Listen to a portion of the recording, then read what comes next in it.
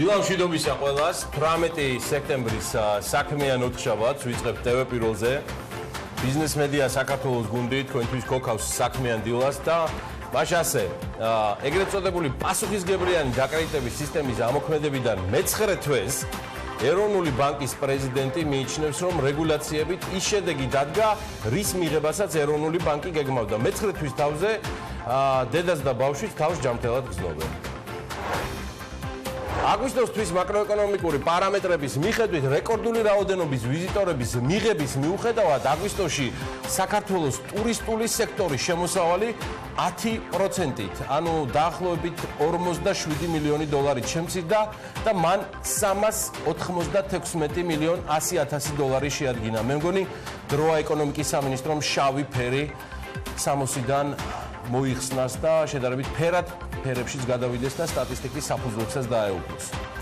ბანკების მიერ დასაკუთრებული ქონების მოცულობა მცირდება, აბა რა გეგონათ, ეროვნული ბანკის საფინანსო სექტორის მიმოხილვის მიხედვით მიმდინარე წლის ივლისში კომერციული ბანკების მიერ დასაკუთრებულმა ქონებამ თითქმის 178 მილიონი ლარი შეადგინა. სატნები მიმოხილვის თანახმად წლიურად ბანკების მიერ დასაკუთრებული ქონების ღირებულება 22 მილიონ 400,000 ლარით შემცირდა. კერძოდ 2018 წლის ივლისში ეს მაჩვენებელი 200 მილიონ 300,000 ლარი იყო. საერთაშორისო სავალუტო ფონდის მისია ფეხზე ადექით ამხანაგებო საქართველოს ეკონომიკური მაჩვენებლების პოზიტიურ დინამიკას, ეკონომიკის ზრდის ტემპის მდგრადობას, მიმდინარე ანგარიშის დეფიციტის გაუმჯობესებასა და ქვეყნის სხვა მაკროეკონომიკური პარამეტრების მდგომარეობას პოზიტიურად აფასებს.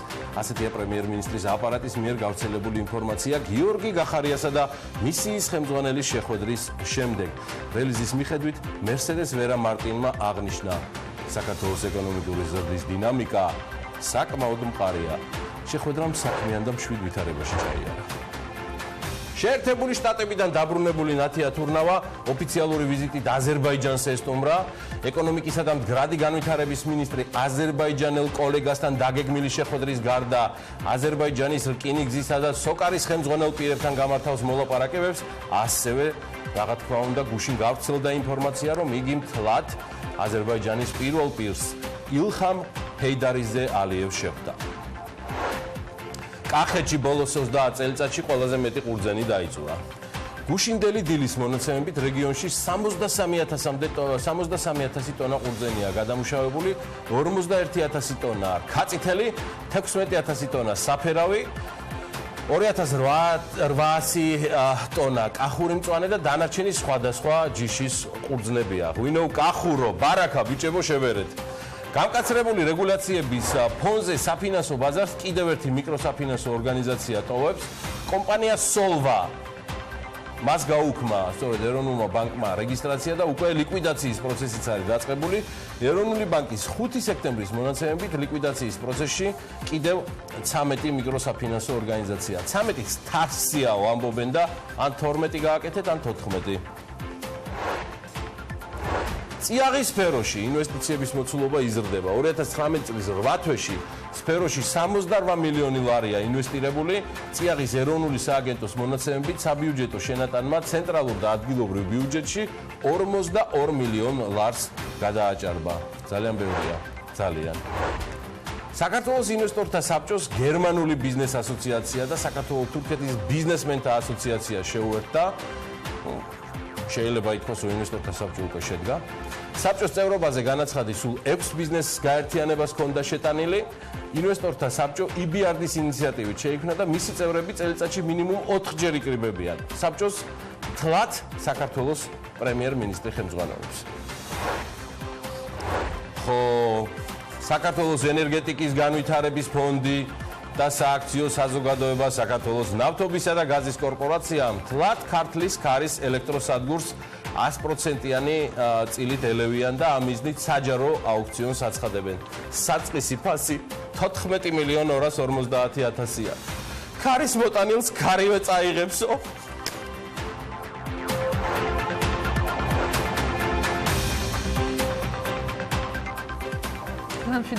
მშვიდობისა ყველას.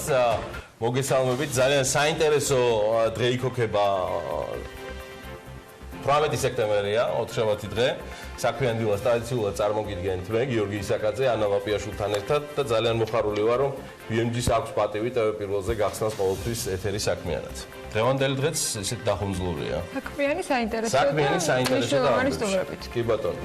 მრავალჯერ ვარამ გადანახადი და მრავალჯერ ვერ გაყიდული, რადგან სულ პრობლემა იყო მისი აქციების თუ განთავსებლის დასახელება, იქნებოდა ეს IPO-ს თემა თუ სხვა, ეს ბევრჯერ გამختარა ხელზე ჩამოსათვლელი საინვესტიციო ბანკების მათ შორის საჯილდოო ქვა, თუმცა მთავრობა მერისი მთავრობა ვარო და დაანონსებული მასიური პრივატიზაცია არც მეტი არც ნაკლები ქარის ელექტროსადგური დაიწყო, რომლის 100%-ად სახელმწიფო ელევა და ყიდის. ახლა მთავარია რახან ქარის ელექტროსადგურს ყიდის, ქარის მოტანილი ქარმა არ წაიღოს. თუმცა შესაძლოა ასეც მოხდეს, რადგან ესეთი კითხვა გაგვიშვა, რისთვისაც უკვე მივმართეთ შესაბამის სამთავრობო უწყებებსაც, რაც ვიცით BMG-მ, ეს თემა ბევრჯერ გაგვიშუქებია, ეს ობიექტი აშენდა კოოპერაციით DBRD-სთან და ის დაждდა 26 მილიონი ევრო, სადაც 70% სწორედ ევროპის რეკონსტრუქციისა და განვითარების ბანკის თანხებია. მოკლედ ის რაც ამ ქვეყანას დაუჯდა 26 მილიონი ევრო, ცოტა მეტიც, რადგან ვალს გადახდა უნდა ჩვენ ახლა მას ვყიდით 14 მილიონ 250.000 დოლარად. და რაც ცხადია, ეს არის საწყისი ფასი, რომელიც იმედი მაქვს, რომ მოიმატებს აუქციონის დროს. თუმცა მიაღწევს თუ არა იმ ნიშნულს, რომ დაფაროს მასზე დახარჯული თანხები, აი ეს ყველაფერი წელსვე გაირკვევა 15 ნოემბრის აუქციონზე, სადაც ყველა მსურველს ექნება მონაწილეობის მიღების უფლება. მსურველებს კი მოგეთხოვებათ, ვიცით რომ ახლა ესეთების გვიყურებთ. მოკლედ 1.5 მილიონი საბანკო გარანტია გაამზადეთ ვარში და შეეცადეთ რომ ობიექტზე, რომელზეც ძალიან ბევრი მილიონი ევრო არის დახარჯული, მინიმუმ 14 მილიონ 250.000 დოლარი გადაიხადოთ. რაც შეეხება თავად ამ ობიექტს, ეს არის 11 ჰექტარზე განთავსებული, საუბარია 21 მეგავატამდე დადგმული სიმძლავრის ქართლის ქარის ელექტროსადგური.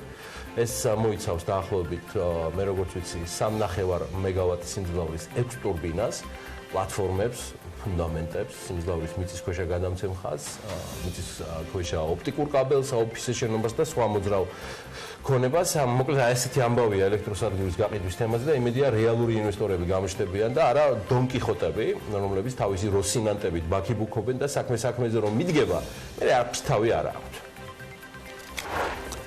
საქართველოს ინვესტორთა საბჭოს გერმანული ბიზნეს ასოციაცია და საქართველოს-თურქეთის ბიზნესმენთა ასოციაცია შეუერთდა. საბჭოს წევრობაზე განაცხადი 6 ბიზნეს გაერთიანებამ შეიტანა. კერძოდ არჩეული წევრების გარდა საბჭოში შესვლა სურდა საქართველოს საბანკო ასოციაციას, საფრანგეთის საქართველოს სავაჭრო პალატას, ევროპულ ბიზნეს ასოციაციას, საქართველოს დისტრიბუტორთა ასოციაციას, ჩემი ივა დაიჩაგრა ჭყონია. შეგახსენებთ, რომ ინვესტორთა საბჭო EBRD-ის ინიციატივით შეიქმნა და მისი წევრები წელიწადში მინიმუმ 4 ჯერ იკრიბებიან და ამ საბჭოს საქართველოს პრემიერ-მინისტრი ხელმძღვანელობს. ინვესტორთა საბჭო აერთიანებს მონაწილეთა რამდენიმე ჯგუფს, ძალიან საინტერესო პლატფორმაა. მთავრობა, ადგილობრივი და უცხოური ბიზნეს ასოციაციების წარმომადგენლები, საერთაშორისო საფინანსო ორგანიზაციები ან კერძო სექტორის განვითარებაში ჩართული საერთაშორისო პარტნიორები. პრემიერ-მინისტრი ბახტაძე დიდად არ წყალობდა ამ საბჭოს, მე არ მახსენდება მისი განსაკუთრებული აქტიურობა. ყველაზე მეტად მაინც ამ საბჭოს აქტიურობა მახსოვს პრემიერ-მინისტრ გიორგი კვირიკაშვილის შემდეგ, მიუხედავად იმისა, რომ გამორჩეულად აქტიური და იდეებისადმი იდეალისტურ დონეზე ერთგული მდივანი ყავს ამ საბჭოს, მარიამ მეღვინეთ უხუცესის სახით. და ერთ-ერთი გამორჩეული პროფესიონალია, რომელსაც მე ვიცნობ. მოკლედ იმედია გიორგი გახარია სათანადო ყურადღებას მიაქცევს საბჭოს, სადაც ინვესტორთა და ფინანსური ინსტიტუტების უმრავლესობაა მოქცეული. ამ საბჭოს წევრები არიან ასევე საკმაოდ მსხვილი ბიზნეს გაერთიანებები და ბიზნეს ასოციაციები და მათ შორის ერთ-ერთი არის საქართველოს ბიზნეს ასოციაცია, რომელმაც გუშინ ძალიან ხმაურიანი და მნიშვნელოვანი განცხადებებიც გააკეთეს და მინდა გითხრათ, რომ ტონით შესაფერისი იყო სრულად შერჩეული, ვუქებ მე ამ ტონს. საქართველოს ბიზნეს ასოციაციას, საქართველოს შრომის კანონმდებლობაში დაგეგმილ ცვლილებებს რომელთა განხილვის დაწყება უახლოეს პერიოდში იგეგმება და ასოციაცია ცალსახად მიიჩნევს, რომ ეს დოკუმენტი ან მისი მიღება საქართველოს ეკონომიკისთვის, ბიზნეს გარემოსათვის, დასაქმებულებისა და დამსაქმებლებისთვის გამოუსწორებელ უარყოფით გავლენას იქონიებს. აი ესე ეხმაურება საქართველოს ბიზნეს ასოციაცია ცვლილებათა პაკეტს, რომელთა მომზადება ამჟამად მიმდინარეობს. ბიზნეს ასოციაცია მიიჩნევს სამუშაო საათების შემცირება და ზეგანაკვეთური სამუშაო საათების შეზღუდვა აკრძალვა, შეთავსებით მუშაობის აკრძალვა, სტაჟირების შეზღუდვა, მინიმალური ხელფასის სავალდებულო შემოღება, შრომითი ხელშეკრულებების დადებისა და შეწყვეტებისთვის მთელი რიგი შეზღუდვების დაწესება და შრომის ინსპექციის მანდატის პრაქტიკულად განუსაზღვრელი გაფართოება გარდულად გამოიწვევს სამუშაო ადგილებისა და ხელფასების შემცირებას და სამომხმარებლო ფასების კვეთ ზრდას. მე ჩაგერთვები გიორგი და სხვათა შორის ბიზნეს ასოციაციის ექსპერტებმა საერთაშორისო ვალდებულებებსაც გადახედეს ამ განცხადების მომზადებისას და ესეც ჩაწერეს განცხადებაში წარმოდგენილი ცვლილებების არსებული ვერსია, რომელთა გაცნობის საშუალებაც ჰქონდა ბიზნეს, ბევრ კომპონენტში თავად ევროკავშირის დირექტივების მოთხოვნებსა და ევროკავშირის ცალკეული ქვეყნების მიერ დაწესებულ სტანდარტებს მნიშვნელოვნად აღემატება. როგორც ხდება ხოლმე, ზოგჯერ გადავაჭარბეთ იმასაც, რომის პაპზე უფრო მეტი კათოლიკეობა გამოვიჩნეთ. მოკლედ ეს ფაქტი მიუთითებს იმაზე, რომ ევროკავშირის წევრი ქვეყნებიც კი ერიდებიან მსგავსი ფორმებით დასაქმებულებისა და დამსაქმებლის ურთიერთობებში შეჭრას, რადგან მიიჩნევენ, რომ მსგავსი ინტერვენცია ორივე მხარისათვის მძიმე შედეგების მომტანი შეიძლება გახდეს. ამაზე დაწერეს განცხადებაში ასოციაციაში და ძალიან მალევე იყო სხვათა შორის გამოხმაურება ბიზნეს ომბუდსმენის მხრიდან, რომელიც იზიარებს ამ შეფასებებს. 2 დღით ადრე მისმა მოადგილემაც ისაუბრა მედიასთან იმ პრობლემებზე, რაც შეიძლება ამ კანონპროექტის კანონად ქცევის შემთხვევაში რეალურად დასაქმების სექტორს და მთლიანად კერძო სექტორს შეეკავოს. მე არ ვიცი ხა კონკრეტულად ამ გამოხმაურებებიდან გამომდინარე რა და როგორ იქნება. ერთი რაც ვიცი, რომ კანონპროექტი, რომელიც პარლამენტში განიხილება, ეს ის პარლამენტია, რომელიც უფრო მეტად უქმე დღეების დაწესებაზე არის ორიენტირებული და სხვადასხვა ახალი არ მინდა დილა ადრიან შესაბამისი საქმიანი ეპითეტები გამოძერწვაზე ფიქრობს. ერთი რაც შემიძლია დადასტურებულად თქვა, საქმე გვაქვს მორიგ მავნებლობასთან, რომელსაც თავზე მოახვევენ როგორც საერთაშორისო ვალდებულებას, ეს არ იქნება საერთაშორისო ვალდებულება და შესაბამისად ამ კანონპროექტთან დაკავშირებითაც გვექნება ის საუბარი, რაც არის.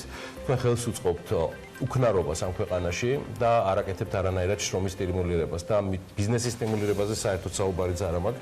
ერთის დადასტურებულად რაც შემიძლია, რომ ცალკე აღნიშნვის ღირსია ის ფაქტი, რომ ამის განხილვა მიმდინარეობს ყოველგვარი წინასწარი ეკონომიკური ანალიზისა და რეგულირების ზეგავლენის შეფასების გარეშე, რაც ნიშნავს, რომ ეს კანონპროექტი საერთოდ არ არის სათანადოდ დასაბუთებული, ისევე როგორც მსგავსი ანალიზის არარსებობა ხელს უშლის ცვლილებების მოსალოდნელი მძიმე შედეგების სრულად გააზრებას. ობიექტურობისთვის ანამ უკვე ბრძანა ბიზნეს ომბუდსმენი გამოეხმაურა ამ თემაზე და რომლის როლის გაძლიერებაზე, ბიზნეს ომბუდსმენის ინსტიტუტის გაძლიერებაზე საპრემიერო სიტყვის მთავარი თემა იყო პრემიერ-მინისტრი გიორგი გახარიასი, ანუ ომბუდსმენმა ნუშობით მასეო, და რია ჩავატაროთო, რიაო და მე იქნებ დარწმუნდეთ ყველაფერშიო.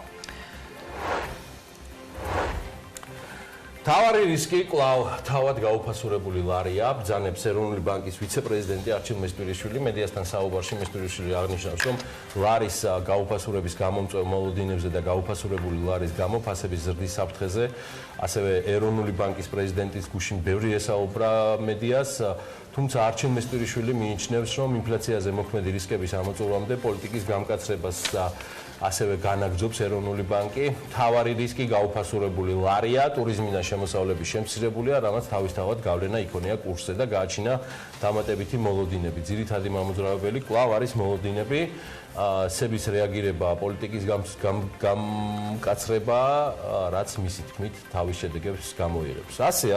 ასეა ვადასტურებ. გუშინ ქონდა IPRS-ის მიერ ორგანიზებულ ღონისძიებაზე საშუალება შეხვედრისა და საუბრისა ეროვნული ბანკის მესვეურებთან, კობა გვენეტაძის ადგილზე იყო. შემოსავლების შემოწმების გამკაცრებით დაკრედიტების გაჯანსაღების მიზანი ეროვნული ბანკის პრეზიდენტის აზრით არის მიღწეული. ეროვნული ბანკის მიზან დასახულობაზე კობა გვენეტაძე მარც მეტი არც ნაკლები 9 თვიანი შედეგებით შეჯამებაზე ისაუბრა, სასესხო პორტფელის ზრდა გაცვლითი კურსის ეფექტის გარეშე მისი თქმით 14%-ია. ეს კარგია შესაბამისობაში ქვეყნის ფინანსური სტაბილურობის პერსპექტივებთან. ციტირებ მას, სასესხო პორტფელი გაჯანსაღებულია, სესხი კარგი მაჩვენებლებით და სტანდარტებით გაიცემა, აცხადებს გვენეტაძე და ასევე ადასტურებს, რომ რეგიონალური განვითარების და მსოფლიოში მიმდინარე პროცესების გათვალისწინებით საქართველოს კარგი ეკონომიკური ზრდის ტემპი აქვს. მე რა რომ სრულიად განსხვავებული შეხედულება გვაქვს ამ თემაზე. სხვათა შორის ეროვნული ბანკის რეგულაციების აღქმის გამარტივებაზეც მუშაობს, ანუ აი ეს რეგულაციები რაც არის დაწესებული ბოლო რამდენიმე პერიოდის განმავლობაში და ის არ დაწესებულა 9 თვის წინ მხოლოდ ცხადია და ბანკირების ინფორმაციით ეროვნული ბანკი ზედამხედველობის ნორმების გამკაცრებაზეც იმუშავებს პარალელურად. ბანკების მინიმალური საზედამხედველო კაპიტალის, ანუ საუბარია 50 მილიონი ლარის ნორმის მიზანს შეწონილობას სწავლობს. მოკლედ აქაც ელოდეთ ცვლილებებს. ეროვნულ ბანკს მინდა მიულოცო, რომ NDI-ն უკვე მთლად მეორედ ახსენა და დაინტერესდა მათი რეფორმებით. ჯერ მათი საქმიანობაში აფასებინა ქართულ რესპონდენტებს და გუშინ მთლად ამ ხალხის ყველაზე ბრძენთაბრძენი და ეკონომიკაში ბოლომდე განსწავლული რესპონდენტების აზრით საქართველოს ეროვნული ბანკის მიერ დაწესებული რეგულაციების უმრავლესობა დადებითად შეფასდა. ვაშა ამხანაგებო, ოღონდ ამასობაში სურს ჩემი მეგობრები გავაფრთხილო ეროვნულ ბანკში, რომელიც ამ ქვეყნის საუკეთესო ეკონომისტებით და ფინანსისტებით არის დაკომპლექტებული. სოციალური კამპანია, რომელიც ეროვნული ბანკის წინააღმდეგ არის გამოწყებული, ამ თემაზეა, ცდილობენ გაარკვიონ რა და როგორი თემები შეიძლება იყოს. ძალიან ნუ დაიძაბებით და ნურც ოთახს ჩააბნელებთ და ნურც მერე დაიწყებთ მაგუკუნში შავი კატის ძებნას ამ კამპანიების დირიჟორების ან ორკესტრირებისას. თავს ბოლომდე ვერაფერზე ვერ დავდებთ, მაგრამ არ ამგონია რომ რთული წარმოსადგენი იყოს ვინ დგას ამ კამპანიის უკან. ხო და თქვენ საპოლიტიკური რიგების მიღმა პოლიტიკურ გუნდში ეძებეთ ტროლები, ვინც ამ კამპანიას აწარმოებენ ეროვნული ბანკის წინააღმდეგ. სულ ეს არის ჩემი კომენტარი. ახლა კი NDI და მისი ეკონომიკური ნაწილი, რომელსაც მე პირადად მარტო ვერ შევძლებ და აუცილებლად დავეხმარ ამაში ანა ლაპიაშვილს, რომელმაც ზედმიწევნით შეისწავლა ეს ყველაფერი. გუშინ სხვაშორის ნინო კვინტრაძეს მუშაობდა ამ თემაზე, ოღონდ უკვე უშუალოდ Forbes-ში და ვიცი რომ პოლიტიკურმა საინფორმაციო საშუალებებმა და მათ შორის ტელევიზიურმა აქტიურად დაფარა NDI-ის. როგორც ყოველთვის NDI-ის საკითხი და NDI-ის მონაცემები იყო ყურადღების ცენტრში და როგორც ყოველთვის ის იყო განსხვავებულად შეფასებული მხარეების მხრიდან და სიმართლე უნდა ვთქვა, რომ გუშინ ჩემთვისაც ის სლაიდები, რომელზეც უბრალოდ გამოკითხული ადამიანების პასუხები არის დაფიქსირებული, ლოგიკის ჯაჭვს ხშირად არ მიყვებოდა, ანუ მათივე პოზიციებიდან. მოკლედ, ეროვნულ დემოკრატიული ინსტიტუტის დაკვეთით ჩატარებული კვლევების სრულიად განსხვავებული შეფასებების სამიზნე იყო გუშინაც, თუმცა ამჯერად შეფასებაზე საუბარი ნამდვილად არაფრის მომცემი იქნება საქმიანი დილის ეთერში. მე თუმცა ამ გამოკითხვის შინაარსი ბევრ მიმართულებაზე კითხვებს აჩენს და არა შესაძლოა კვალიფიკაციის ნაწილში, არამედ რამდენად შეიძლება ეს პასუხები იყოს ერთსა და იმავე გამოკითხული ადამიანების მხრიდან რაიმე სახის ლოგიკაში. თუმცა ეს არის მოსახლეობის შეფასება, მათი ეკონომიკური მდგომარეობა გაუარეს და ლარის გაუფასურებასთან ერთად ხალხი უფრო მეტად ფიქრობს, რომ ქვეყანა არასწორი მიმართულებით ვითარდება და ამასობაში ადამიანების ერთი ნაწილი თანხას მაინც შავი დღესთვის აგროვებს, ანუ კონკრეტული მიზანი და სამიზნე არ აქვს. ამ კვლევის მიხედვით გამოკითხულთა 63%-ის აზრით საქართველოში ცუდი ეკონომიკური მდგომარეობა, ეკონომიკურ ვითარებას კარგად მხოლოდ გამოკითხულთა 4% აფასებს. გარდა ამისა, რესპონდენტების 61% თავს დასაქმებულად არ მიიჩნევს, დასაქმებულს საკუთარ თავს მხოლოდ 38% უწოდებს. ისიც უნდა ვთქვათ, რომ კითხვის ქვეშ თვით დასაქმებულებიც იგულისხმებიან, მაგრამ პოზიცია არის ის, რაც არის. უმუშავრობის მიზეზებს შორის არის ჯანმრთელობის პრობლემებიც, პირადი კონტაქტების აარსებობა და ასე შემდეგ. NDI კომუნალურ გადასახადებთან მიმართებითაც მოსახლეობის შესაძლებლობით დაინტერესდა და კითხვაზე ბოლო 6 თვის მანძილზე ყოფილა თუ არა შემთხვევა, რომ არ გქონდათ საკმარისი ფული კომუნალური გადასახადების დასაფარად, გამოკითხულთა 48%-მა თქვა, რომ ასეთი შემთხვევა ყოფილა. აქვე საპენსიო რეფორმასთან დაკავშირებით მოსახლეობის განწყობებით შეგიძლიათ ნახოთ, უფრო ჩაშლილა და დეტალურად, თუმცა ისე ზედაპირულად გეტყვით, რომ გამოკითხულთა 57%-ს არ სჯერა, რომ პენსიაზე გასვლის შემდეგ დაგროვილ თანხას ამ სქემის შესაბამისად მიიღებენ. რაც შეეხება ზოგადად ჯანდაცვის თემას, ენდიაიმ კითხა გამოკითხულ მოსახლეობას, რა არის ჯანდაცვის სისტემის წინაშე ყველაზე დიდი პრობლემა? აქ 47% პასუხობს, რომ ეს არის სწავლების ფასი. ამის შემდეგ ექიმების დაბალი პროფესიონალიზმია გამოკითხულთა მიერ დასახელებული ყველაზე დიდი პრობლემა და სამედიცინო მომსახურების ფასები კიდევ მესამე პოზიციაზე ხმებს თუ დავითვლით. გარდა ამისა, რესპონდენტების 54% ამბობს, რომ საკმარისი თანხების არ ქონის გამო მათ საკუთარი პრობლემებისათვის ჯანმრთელობის მკურნალობას გულისხმობ გადადეს მომსახურება. 50% კი აღნიშნავს, რომ ამავე მიზეზით გასული წლის განმავლობაში იყო შემთხვევები, როდესაც ამალი ვერ შეიძინეს. ამ ფონზე კვლევის მონაწილეების უმრავლესობა საყოველთაო ჯანდაცვის პროგრამას მაინც დადებითად აფასებს.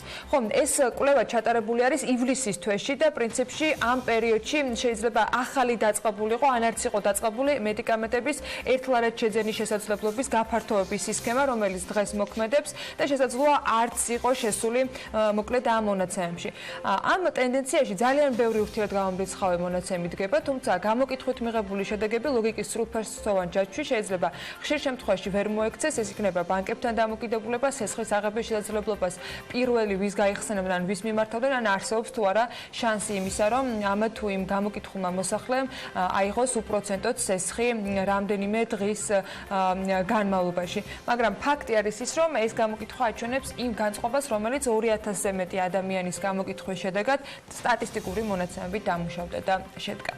უმუშევრობა, გაზრდილი ფასები, კვლევის მიხედვით და მის გარეშეც მოსახლეობისთვის უმნიშვნელოვანესი პრობლემა რომ არის.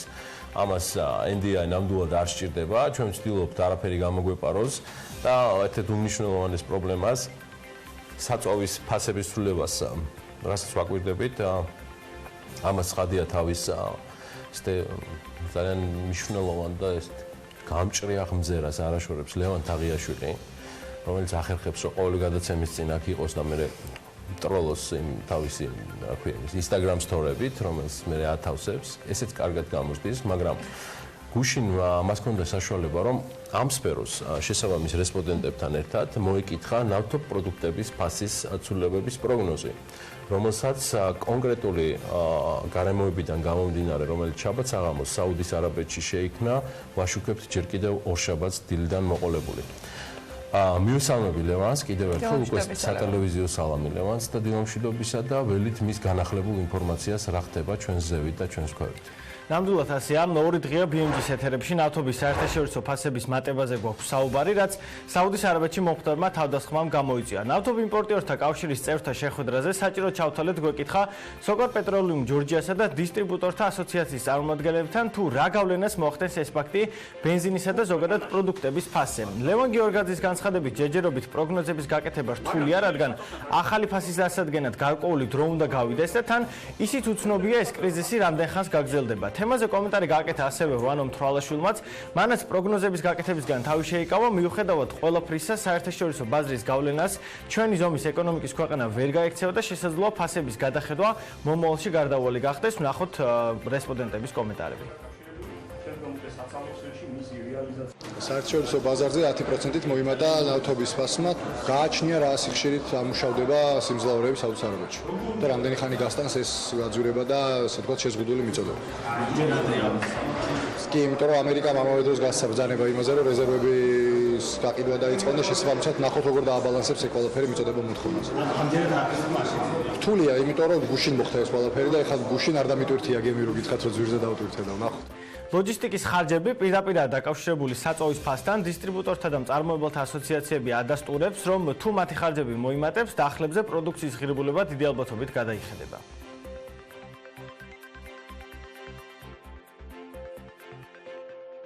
როდესაც საერთაშორისო ბაზარზე პლატზე ფასები იზრდება, ავტომატურად ჩვენთანაც გაიზრდება. ბოლო პერიოდში, როდესაც თქვათ იყო ლარის დევალვაცია, ესეთ კრიტიკულ მნიშვნელობამდე მივიდა იმ პერიოდში ესე რომ ვთქვათ, გაგვიმართლა და პლატზე ფასები არ გასდილა და რაღაც დოზით მოიკლო კიდევაც და ამან არ გამოიწვიას დათორე. დამერწმუნეთ, რომ დღეს საკმაოდ მაღალი იქნებოდა ფასები და რა თქმა უნდა, თუ საერთაშორისო ბაზარზე პლატზე ფასები აიწევს, ნეგატიურად აისახება ჩვენთანაც და მე ვთვლი, რომ შესაბამისად ლუფტი აქვს მთავრობას, სულ რაღაც 3 წლის წინ აქციზე ფასები გაიზარდა და ვთვლი, რომ არის შესაძლებელი იგივე აქციზე ფასები დაკლების შესაბამისად კიდევ უფრო გაიაფთეს. სამწუხაროდ ჩვენ ვართ მცირე ეკონომიკის ქვეყანა, შესაბამისად აქედან გამომდინარე დამოკიდებული ვართ გარე რყევებზე და ბაზრებზე, მათ შორის სავალუტო რყევებზე და პლუს კიდე ხა საწოლთან მიმართებაშიც, როდესაც ვთქვათ, ფასები იმატებს შესაბამისად ჩვენსკენ გადმოდის და ვიცით, რომ საწვავი ყველა პროდუქციაში შიდდევს და აქედან გამომდინარე ყველა პროდუქციაზე მოქმედებს ეს. ელოდებით რომ ფასები გაიზრდება თუ თქვათ საწვავის ფასები გაზრდილი იქნება, რა თქმა უნდა, დისტრიბუციის ფასები ყოველთვის შედის შიგნით და შესაბამისად აქედან გამომდინარე, ლარის მერყეობასთან დაკავშირებითაც გვაქვს თქვა ყოველ შემთხვევაში ეს მოლოდინები. და ბოლოს საინტერესო იქნება გადავხედოთ გუშინ მომხდარ ცვლილებებს, როგორც Bloomberg-დან ვიგებთ, ნიუ-იორკში თითქმის $10 ზრდის შემდეგ მცირე კორექტირება მოხდა და ნახეთ $1 ვარდნა, ამჟამინდელი ფასი ნიუ-იორკში 1 ბარელ ნავთობზე $62.02-ია. რაც შეეხება ლონდონს, სადაც უფრო მაღალი ხარისხის ნავთობი ივაჭრება, მატება საუდის არაბეთში მომხდარი აფეთქების შემდეგ $9 იყო, გუშინ კი ფასები დაახლოებით 80 ცენტით, მაგრამ მაინც დაკორექტირდა და დაიწია, როგორც გრაფიკზე ხედავთ, ნავთობის ფიუჩერსი $68 და 6 ცენტი, თუმცა ეს მცირე ვარდნა არაფერს არ ნიშნავს და ჯამურად დაახლოებით $9-ით არის გაძვირებული ნავთობის ღირებულება. ბატონო, ასია, ერთობლიობაში, მადლობა ლევანს. ერთობლიობაში დონალდ ტრამპის გადაწყვეტილებამ და განცხადებამ რეზერვების ამოქმედებაზე საჭიროების შემთხვევაში საუდის არაბეთის სწრაფმა მოქმედებამ მიუხედავად იმისა, რომ 24 საათი დაჭირდა თითქმის იემენელი აჯანყებულების და დრონებით თავდასხმის შემდეგ ხანძრის ჩაქრობას და ლოკალიზაციას საუდის არაბეთში, ფაქტია, რომ საუდის არაბეთმაც მნიშვნელოვანი ნაბიჯები გადადგა. კიდევ ერთხელ შეგახსენებთ, რომ საუბარი იყო აპკაიკის ქარხანაზე თავდასხმაზე, რომელიც საუდის არაბეთის ნავთობმოპოვების დაახლოებით ნახევარს მსოფლიო მოხმარების კი ეს ნავთობმოპოვების 5% შეადგენს. ამიტომ თემა მნიშვნელოვანია. ამ თემას აუცილებლად პეტრიაშვილთან ერთად კიდევ დაუბრუნდებით, თუმცა ახლა ბიზნეს სიახლეების დრო გვაქვს და მოდით გადავხედოთ რა ხდება BMG-ის მკითხველებისთვის და არა მხოლოდ ბიზნესამბუდსმენი შრომის კოდექსში დაგეგმილ ცვლილებებზე რიას ჩატარებას მოითხოვს. თბილისის მერის განცხადებით კი ანაკლიის პროექტის განხორციელება მნიშვნელოვანია, თუმცა ეს არ უნდა მოხდეს და ვერ მოხდება სახელმწიფოსა და მოქალაქეების ხარჯზე. განცხადება გუშინ კონსორციუმმაც გაავრცელა, რომელშიც აღნიშნავენ, რომ მათ მიერ წარდგენილი ინვესტორების საპასუხო დაწყებული კომუნიკაციის ლოგიკური გაგრძელება იქნება, თუ ინფრასტრუქტურის სამინისტრო ოფიციალური წერილებით დაუდასტურებს პოტენციურ ინვესტორებს, რომ მათ მიესალმებიან პროექტში და ექნებათ სახელმწიფოს სრული მხარდაჭერა. ასევე საქართველოს ერთ-ერთი უმსხვილესი ბიზნესმენის მამუკა ხაზარაძის გაპოლიტიკოსება ფაქტია უგზნია და არჩევა არც ერთ ეტაპზე შეუმჩნეველი მმართველი გუნდისთვის.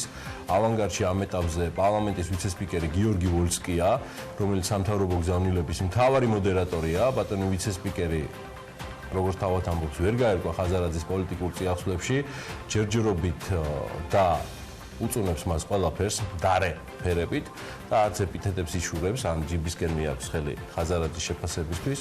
გუშინ მისმა ყოფილმა ხელმძღვანელმა და ასევე საქართველოს პარლამენტის ყოფილმა თავმჯდომარემ ირაკლი კობახიძემაც აუბა მხარი და ხაზარაძის განცხადებაზე, რომ გაზაფხულზე მისი პარტია წინასაარჩევნო მთავრობის წევრებს დაასახელებს და წარუდგენს საზოგადოებას, ანუ ეგრეთ წოდებული შედაო ცდილოვანი კაბინეტი, რომელიც ერთ-ერთი მთავარი წინასაარჩევნო გზავნილი იქნება ლელოს პოლიტიკური გუნდისგან, მან განაცხადა, რომ ქართულ ოცნებას თავისი დღის წესრიგი აქვს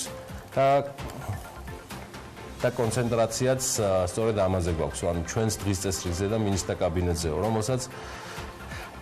რომელსაც არ აქვს არანაირი ჩრდილიო. ჩემო ბატონო ირაკლი, რა გითხრათ, არანაირი ჩრდილი და ტენი არ იქნებოდა თქვენს ბრწყინვალებას. თქვენი გადადგომა თუნდაც თქვენს პოლიტიკურ მენტორს 24 საათით ადრე რომ გაეკეთებინა. ვერ წარმოვიდგენთ რა საამური იქნებოდა თქვენთვის ეს რეალობა, როცა არც თქვენი მთავრობის ეკონომიკური გუნდის გოდებას მოვისმენდით ტურისტული სეზონის ჩავარდნაზე გავრილოვის ღამის გამო და არც სხვა დანარჩენი. რაც შეეხება უკვე გაპოლიტიკოსებულ მამუკა ხაზარაძეს, რაღაცა ერთობლიობაში ბოლო არ ვიცი 72 საათის განმავლობაში ნათქვამებიდან რაც შეიძლება დავაზუსტოთ არის ის, რომ დღეს ის ალტერნატიულ წინასაარჩევნო მთავრობას არა, მაგრამ უკვე პირველ 12-ს ლიდერებისას წარუდგენ საზოგადოებას და ეს შუა დღეს მოხდება. დანარჩენს უკვე ანაგეტყვით, იმ ინფორმაციებს შეგიძლიათ პოლიტიკურ ნიუსებში მიაქციოთ ყურადღება. ჩვენ ბიზნესით და ეკონომიკით გვაგრძელებთ. და ფაქტობრივად საქმიან ნაწილს მიმოვიხილავთ, მხოლოდ საქართველოს ეროვნულმა ბანკმა მაკროეკონომიკური მიმოხილვა განაახლა აგვისტოსთვის მაკროეკონომიკური პარამეტრების მიხედვით კი რეკორდული რაოდენობის ვიზიტორების მიღების მიუხედავად აგვისტოში ტურისტული სექტორის შემოსავალი 10%-ით შემცირდა და მან 396 მილიონ 100.000 დოლარი შეადგინა. სავარაუდოდ კლება რუსეთის მხრიდან დაწესებულ საავიაციო ემბარგოს უკავშირდება, რის გამოც 2019 წლის 8 ივლისიდან მოყოლებული ორ ქვეყანას შორის პირდაპირი ავიარეისები შეჩერებულია. ოფიციალური სტატისტიკის მიხედვით ქვეყანაში 1.255.000 ვიზიტორი იმყოფებოდა, რაც 2018 წლის მაჩვენებელზე 5.8%-ით მეტი იყო. მიმდინარე წლის ივლისში კომერციული ბანკების მიერ დასაკუთრებულმა ქონებამ 177 მილიონ 900.000 ლარი შეადგინა, ამასთან დაკავშირებითაც საფინანსო სექტორის მიმოხილვაშია აღნიშნული, რომელიც ეროვნულმა ბანკმა გამოაქვეყნა. მიმოხილვის მიხედვით წლიურად ბანკების მიერ დასაკუთრებული ქონების ღირებულება 22 მილიონ 400.000 ლარით არის შემცირებული. 2018 წლის ივლისში კი ეს მაჩვენებელი 200 მილიონ 300.000 ლარი იყო. ამასთან ეროვნული ბანკი აღნიშნავს, რომ ივლისის მონაცემებით ჩამოწერილი სესხების მოცულობა 26 მილიონ 100.000 ლარი შეადგინა, როცა გასულ წელს ამავე პერიოდში 27 მილიონ 400.000 ლარის ოდენობის სესხის ჩამოწერა მოხდა.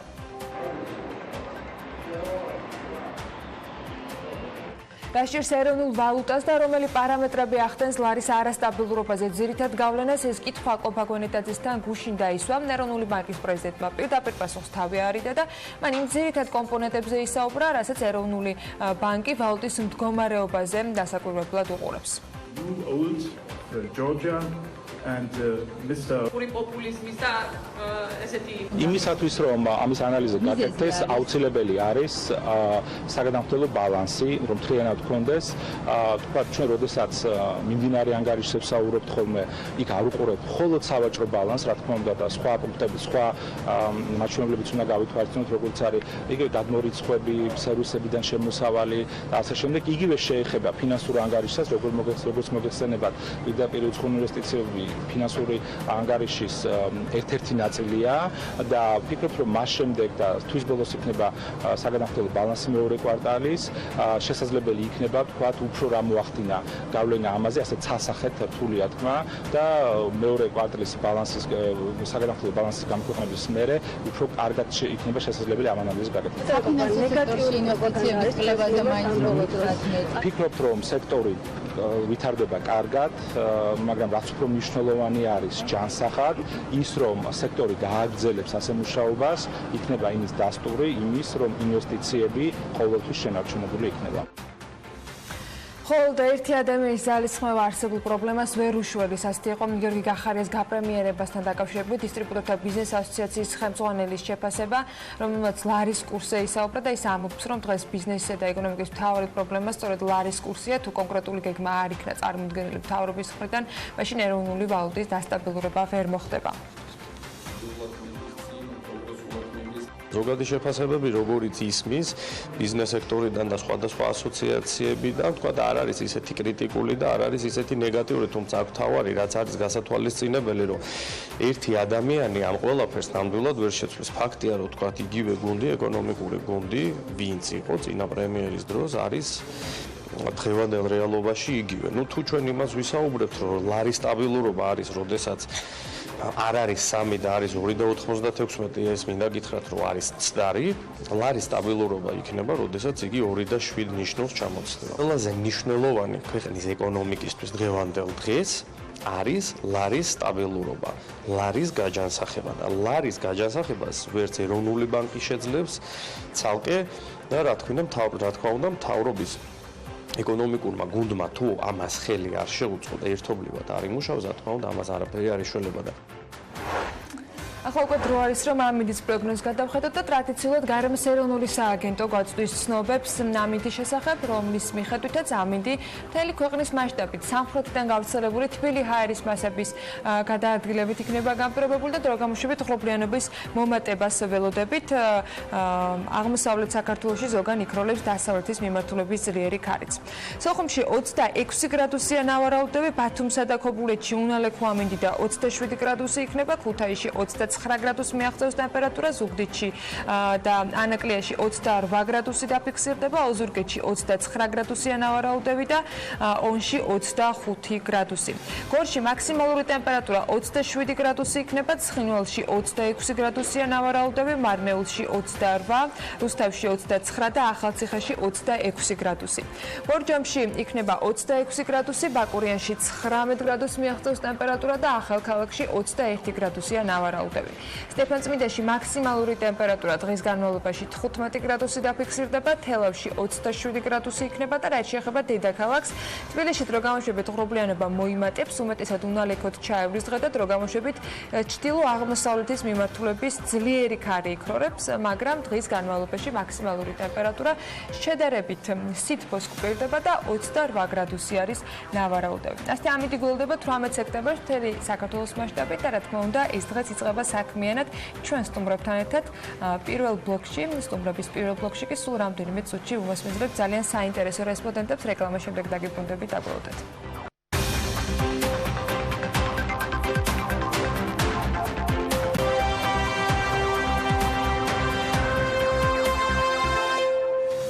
ბრიტანული სეზონი UK Georgia 2019 გრძელდება პროგრამა, რომლის მიზანიც ახალი ბრიტანული ხელოვნებისა და ხელოვნების წარდგენა, ახალი აუდიტორიის მოზიდვა ხელოვნებისა და შემოქმედებითი ინდუსტრიების საშუალებით საქართველოში მცხოვრები ახალგაზრდების ხელშეწყობა, ახალი უნარების შესაძენა და ამით ცხოვრების გაუმჯობესებისათვის გზის გაკვლევა ძალიან ბევრ საინტერესო მიმართულებას მოიცავს და ძალიან ბევრ საინტერესო პროექტს აერთიანებს. მათ შორის ფესტივალებსაც, კონფერენციებს, კინოპროგრამას, ვორქშოპებსა და მასტერკლასებს, ასევე დისკუსიებსა და ლექციებს მუსიკის და კინოს საშემსრულებლო ხელოვნების შესახებ. მოკლედ ძალიან საინტერესო თვეები გვეულდება წინ და სწორედ ამ ნაწილზე უნდა ვისაუბროთ ჩვენ სტუმრებთან. მაია დარჩია, ბრიტანეთის საბჭოს ხელოვნების პროგრამის მენეჯერი საქართველოში და რებეკა საიმორი, ბრიტანეთის საბჭოს ფესტივალებისა და სეზონების დირექტორი შემოგვიერთდნენ სტუდიაში. მადლობა მათ იმისათვის რომ არიან ჩვენთან ერთად. მოგესალმებით. მადლობა იმისთვის რომ ხართ საქმიანობის სტუმრები.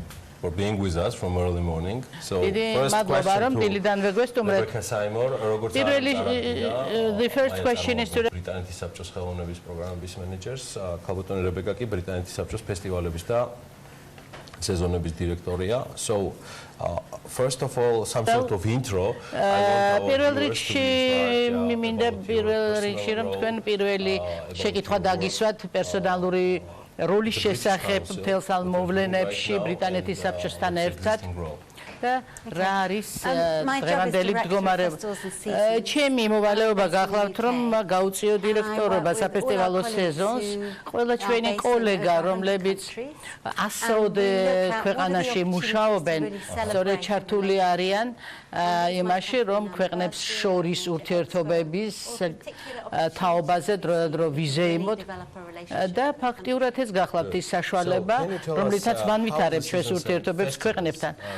როგორ არის ხოლმე ზოგადად თქვენი სტილი ფესტივალების დაგეგმისა? რა თქმა უნდა ეს არის ერთ-ერთი საშუალება როგორც უკვე ვთქვი ქვეყნებთან ურთიერთობების განვითარებისა და თვითონ ოლიმპიური ასე ვთქვათ თამაშების დროს ჩვენ შესანიშნავი ურთიერთობები დავამყარეთ იაპონიასთან მაგალითად, მაგრამ საქართველოსთან ჩვენ ხანგრძლივი ურთიერთობა და თანამშრომლობა გვაქვს. უფრო ზუსტად ხომ ვერ გვეტყვით საქართველოს სპეციფიკის შესახებ ფესტივალთან დაკავშირებით. ორი რამ არის ყველაზე მნიშვნელოვანი. ერთი უნდა ხაზი გაუსვათ იმას, რომ შესანიშნავი ურთიერთობა გვაქვს დამყარებული საქართველოს მთავრობასთან მთელი ამ პროგრამის მანძილზე და ყველა შესაბამისი შესაბამის ორგანიზაციასთან. როდესაც ეს იდეა, ასე ვთქვათ, დაიბადა, რომ თბილისში ჩამოვიტანოთ ეს ფესტივალი. დავიწყეთ, ასე ვთქვათ, ფიქრი იმაზე, თუ რა შესაძლებლობები გაგვაჩნია ამასთან დაკავშირებით და უკავშირდით რა საკვირველია ბრიტანეთის საელჩოს და უამრავი ენერგია და ენთუზიაზმი იქნა ჩადებული ამ იდეის განხორციელებაში. რა თქმა უნდა, მე მივესალმები ამ ფანტასტიკურად კარგ მოვლენას. იგივე დავით აღმაშენებლის მონეტის პრეზენტაციაზე მე ვიყავი და ეს იყო ძალიან საინტერესო პროგრამაა გაერთიანებული ამ თვეების განმავლობაში. ცოტა უფრო მეტი მინდა რომ მოგყვეთ იმ შესაძლებლობაზე, რომელიც სხვადასხვა მიმართულების ახალგაზრდებს ეძლევათ. ვის შეუძლია მონაწილეობის მიღება, რა პრინციპით არის ის გაწერილი და რა შესაძლებლობას აძლევს ქართველებს სამომავლოდ ამ ფესტივალებში მონაწილეობა. დიდი მადლობა შეკითხვისთვის. მოგეხსენებათ, ჩვენ ძალიან ყურადღებით დავგეგმეთ ეს პროგრამა. სამიზნე აუდიტორია, რა თქმა უნდა, ახალგაზრდობაა, იმიტომ რომ ბრიტანეთის რეპუტაცია და ბრიტანეთის შესახებ ინფორმირებულობის დეფიციტი საქართველოში არ არის, მაგრამ ჩვენი მიზანი ბრიტანეთის საელჩოსთან ერთად თანამშრომლობის პროცესში იყო ის, რომ ახალ ეტაპზე და საფეხურზე აგვეყვანა ეს თანამშრომლობა და ბრიტანეთი წარმოგვედგინა როგორც ახალი ქვეყანა, სიახლეები, თანამედროვეობა და მისი გახსნილობა დღევანდელ საკმაოდ რთულ სამყაროში.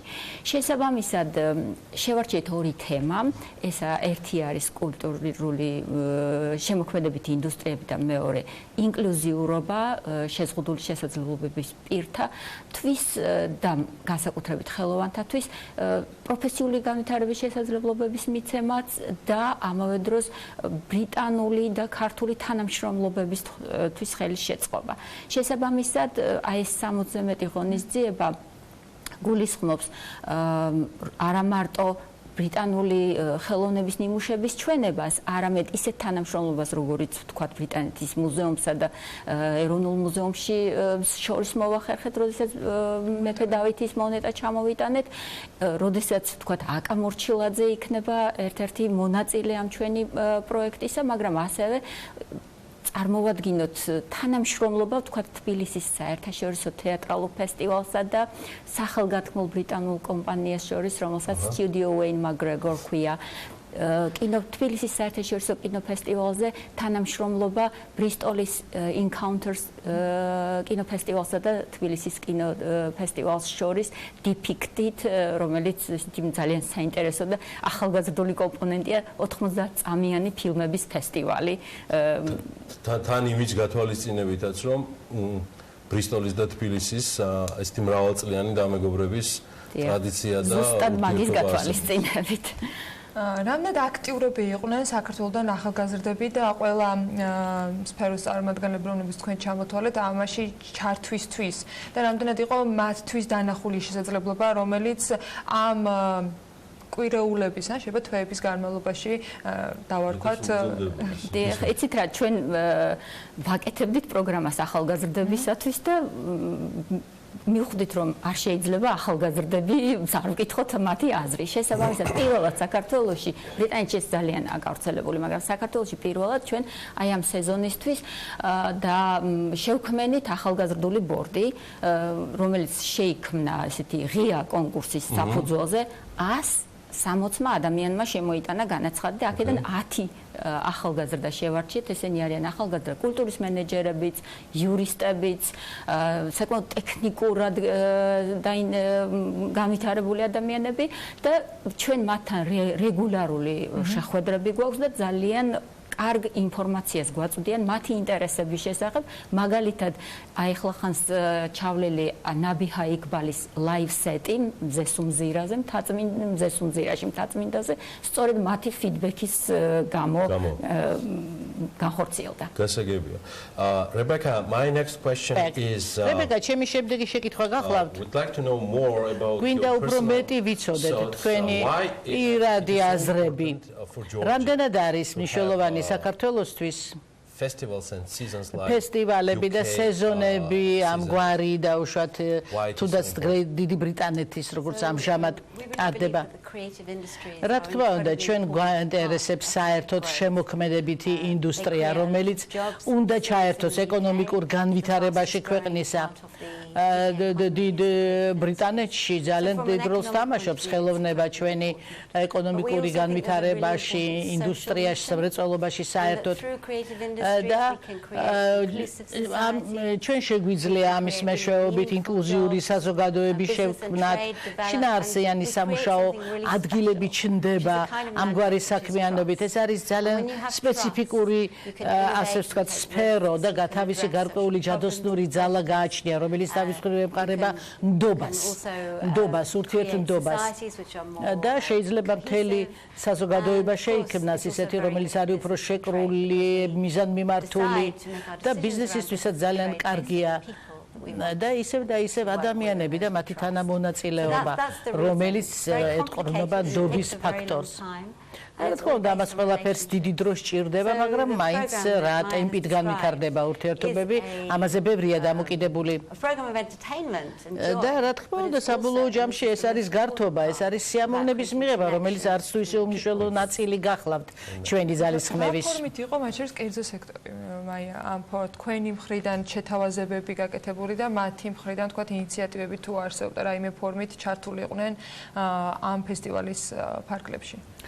ძირითადად, რა თქმა უნდა, შეთავაზებები ჩვენი მხრიდანაც იყო და მათ, რა თქმა უნდა, კერძო სექტორი ყოველთვის უფრო დამოუკიდებელია თავის გადაწყვეტილებებში, მაგრამ თვითონ ბრიტანული სეზონი, როდესაც ჩვენ ვესაუბრებოდით ჩვენს პარტნიორებს ამ თანამშრომლობების შესაძლებლობების შესახებ, იმდენად საინტერესოა, იმდენად აუდიტორია საინტერესო და საჭირო ახალგაზრდობა და იმდენად ისეთი შეკრული იყო ჩვენი პროგრამა და გეგმები, რომ პრინციპში ძალიან დიდი დაინტერესება გამოიწვია განსაკუთრებით ადგილობრივ პარტნიორებს შორის, როგორც კი ვახსენებდით, აი მაგალითად დიფიქტის პროგრამა, როგორც კი ვახსენეთ კინოფესტივალთან, მომენტალურად კიდე რა შეიძლება რომ გავაკეთოთ, აი ყოველთვის თანამშრომლობა ესა სწორედ რომ როდესაც ორივე მხარე გარკვეულ ვალდებულებებს იღებს და ამ ვალდებულებებს ასრულებს. აი ასეთი თანამშრომლობა იყო, თქვა ბრიტანეთის მუზეუმსა და ეროვნულ მუზეუმს შორის, როდესაც ეროვნული მუზეუმის გუნდი, რაღაც მთელი გუნდი, ეს როგორც ერთი ორგანიზაცია ესე მუშაობდით ერთობლივად იმისათვის, რომ აი ეს კარგი ღონისძიება მომხდარიყო. მაინც მინდა გითხრათ რებეკა, რომ ძალიან მნიშვნელოვანია ეს ყველაფერი და რა თქმა უნდა აუცილებელია, რომ ის მოლოდინები, რომლებიც გაგვაჩნია, გამართლდეს. იმიტომ რომ რა თქმა უნდა, ბიზნესი თვითონ მიიღებს გადაწყვეტილებებს პროცესში, ასე ვთქვათ, მონაწილეობის თაობაზე, მაგრამ მაინც რა ხელმისაწვდომები გაქვთ დაგეგმილი ჩვენ. უამრავი რამ ხდება გარშემო, ვიცი რომ თქვენი ეკონომიკური და ბიზნეს გუნდი დიდი, ასე ვთქვათ, ენთუზიაზმით მუშაობენ, ენერგიით და ვიცნობ მათ და ნამდვილად ვიცი რომ ეს ასეა. და კიდევ ხომ არ დაუმატებდით რაიმეს რამდენადაც ჩვენი ინტერვიუ დასასრულს უახლოვდება. I would add that it is paramount for us და სხვა ორგანიზაციებს შორის თანამშრომლობა, არამედ ხალხებს შორის თანამშრომლობა, აი თქვათ მეტროს ღონისძიებები, როდესაც მეტროში ელჩი და ბატონი მერი ჩავიდნენ და გარკვეულწილად გახსნეს ეს ეს სეზონი, სხვა კიდევ მრავალი მასიური ღონისძიება იქნება. ძალიან მნიშვნელოვანია არა უბრალოდ მონაწილეების კარგი თანამშრომლობა, არამედ საზოგადოების ჩართულობა და ამისთვის ჩვენ ძალიან ბევრ ღონისძიებას ვგეგმავთ. ასევე არ მიხსენებია, მაგრამ ეს სტუდიო ვეინ მაკგრეგორის წარმოდგენა იქნება ღია ცის ქვეშ და ესაა თანამშრომლობა, პირველი თანამშრომლობა თეატრალურ ფესტივალსა და სტუდიო ბრიტანულ კომპანიას შორის, რომელიც ყველა ჩვენი თანამშრომლობა მათ შორის არის გათვლილი მომავალი თანამშრომლობების გაძლიერებაზე და გაგრძელებაზე. შედეგი აუცილებლად იქნება. For the next few months, და შემდეგი თვეების მანძილზე მოგზადდით დაესწარით, გაიცანით ჩვენს ვებგვერდს და იმ უამრავ მოვლენას დაესწარით, რომელიც დაგეგმილი გვაქვს.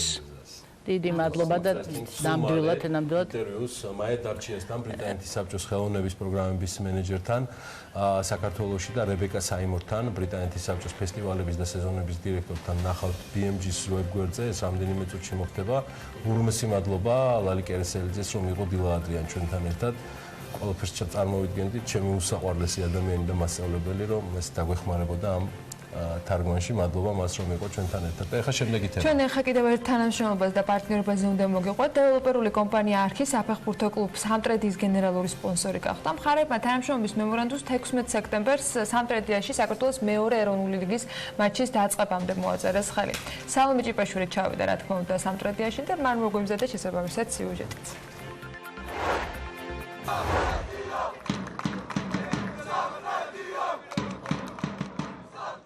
16 სექტემბერი საფეხბურთო კლუბ სამტრედიისთვის ისტორიული დღეა. დეველოპერულმა კომპანიამ არქი დიდი საფეხბურთო ისტორიის მქონე კლუბთან თანამშრომლობის მემორანდუმი გააფორმა და გუნდის ოფიციალური პატრონაჟი თავის თავზე აიღო.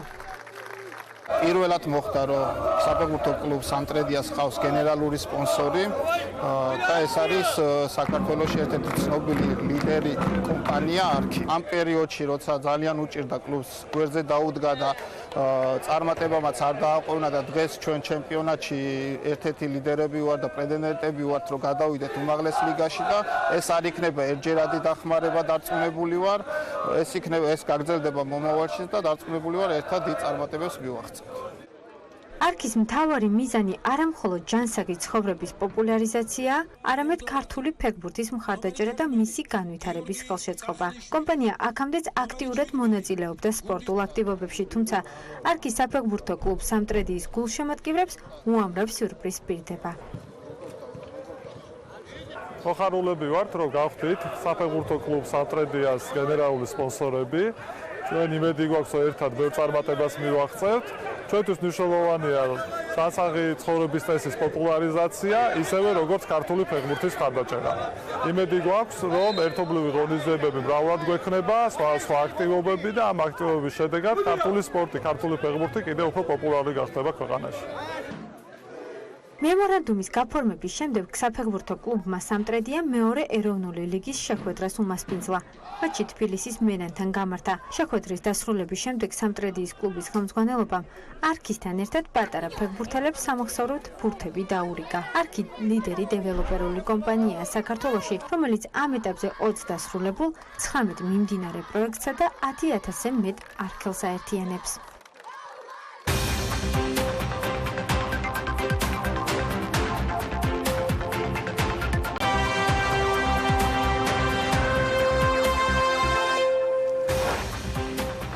ბანკი რეგულაციების ახალი ეტაპისთვის ემზადება საზედამხედველო ნორმების გადახედავენ, ბანკების მინიმალური საზედამხედველო კაპიტალის ნორმის მიზანშეწონილობას სწავლობენ სეფში. თბილისის მერიის ინფორმაციით, რადიო ქალაქის პროექტში 8 მილიონი დოლარის ინვესტიცია ჩაიდება. მძღოლები ტექ ინსპექტირების გაუვლელობის გამო შესაძლოა უფრო ხშირად დაჯარიმდნენ.